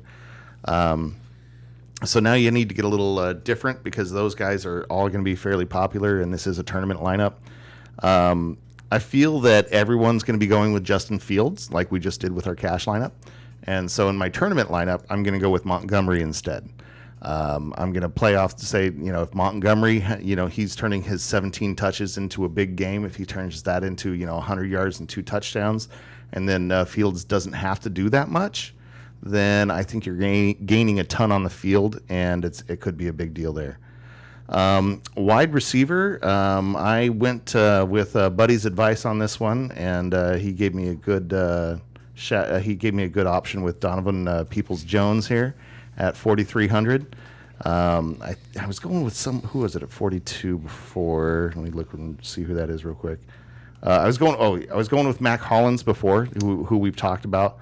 But looking at the recent games and the matchups this week, I think Donovan Peoples-Jones is just a little bit of a better start there. Let's see. Juju. My other wide receiver, I am going to go with Jalen Waddle. Waddle has been doing amazing, as we all know. Yes, I love his touchdown dance. It's fantastic. Makes me laugh every time. I love it. And he's been basically getting Tyreek Hill numbers and not getting the Tyreek Hill price. So I love Waddle in this spot, and Miami should score this weekend. They're going to score. Yeah.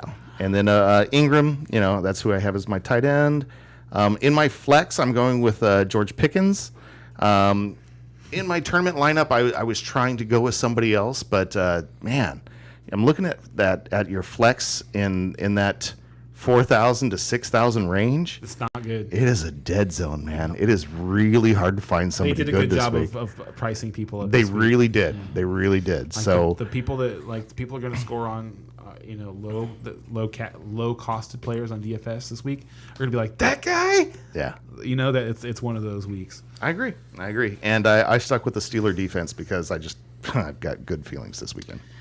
All right. I also really like that game, the Chiefs and Jags game, Yep. and that's where I'm stacking. And it's interesting though because mine's different. My stack is different. I love it. I'm going to go with Trevor Lawrence at $5,400. Thought about that.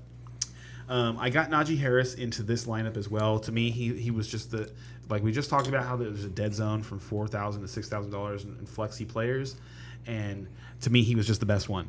And let me just throw in real quick. I'm going to be building some tournament stacks tomorrow and Sunday morning, and the more we've talked about it and stuff, I'm definitely going to make sure that Najee Harris is in some of those lineups. At 5,500, he's just a bargain. Yeah, I think so. My other running back is $7,500. I think Jonathan Taylor. Like we talked about, Jeff Saturday is back. He likes to run the football. Jonathan Taylor has 130 touches this year and 1 touchdown. No. I really thought that Jonathan Taylor was more hurt than he was this week and probably not going to play. So if he is playing at full strength, my God, he's going to be a great play. There's no injury designation. I think I'm going to up my offer on getting him. He's going to be great this week. I don't think just the rest of the week. I think that Jonathan Taylor is one of those dudes that yes, he's he's going to come back mad. Oh, and he's going to get the ball 25 times a game. People these players, the younger generation of players, they hear everything.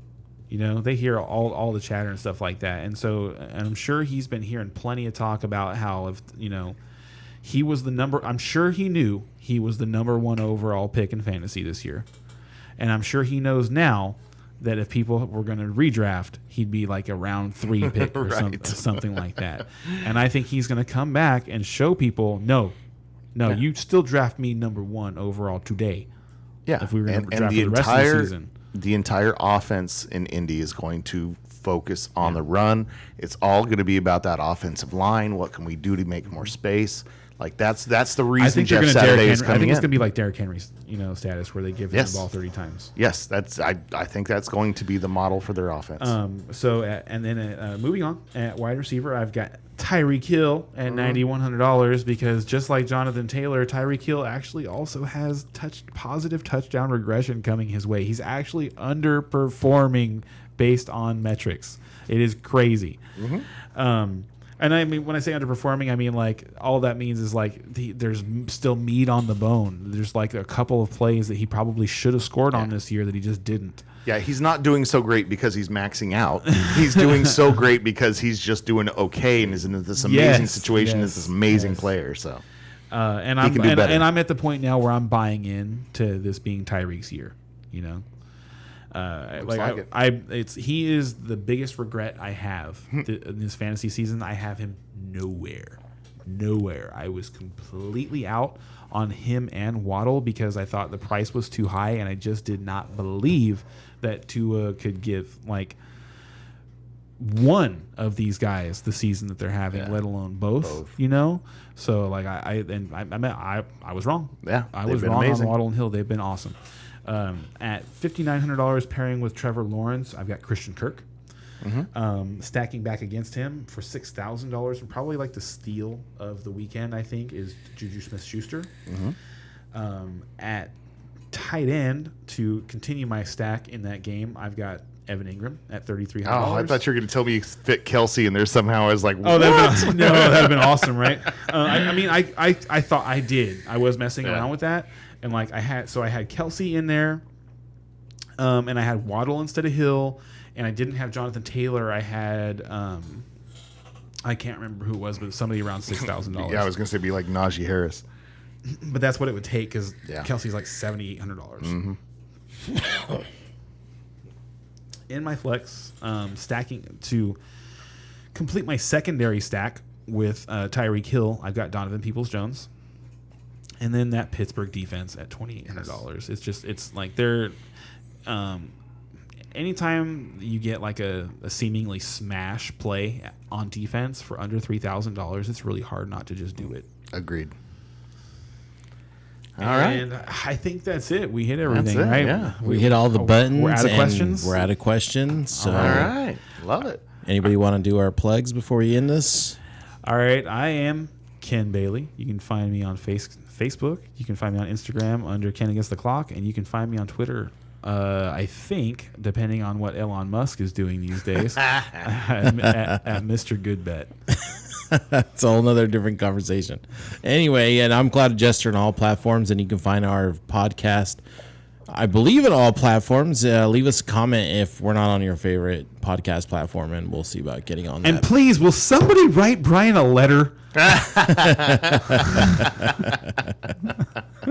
Yeah. No email, please. Come on. All right, guys. We'll see you guys next week. Love you guys. Peace Crush out. it. See ya.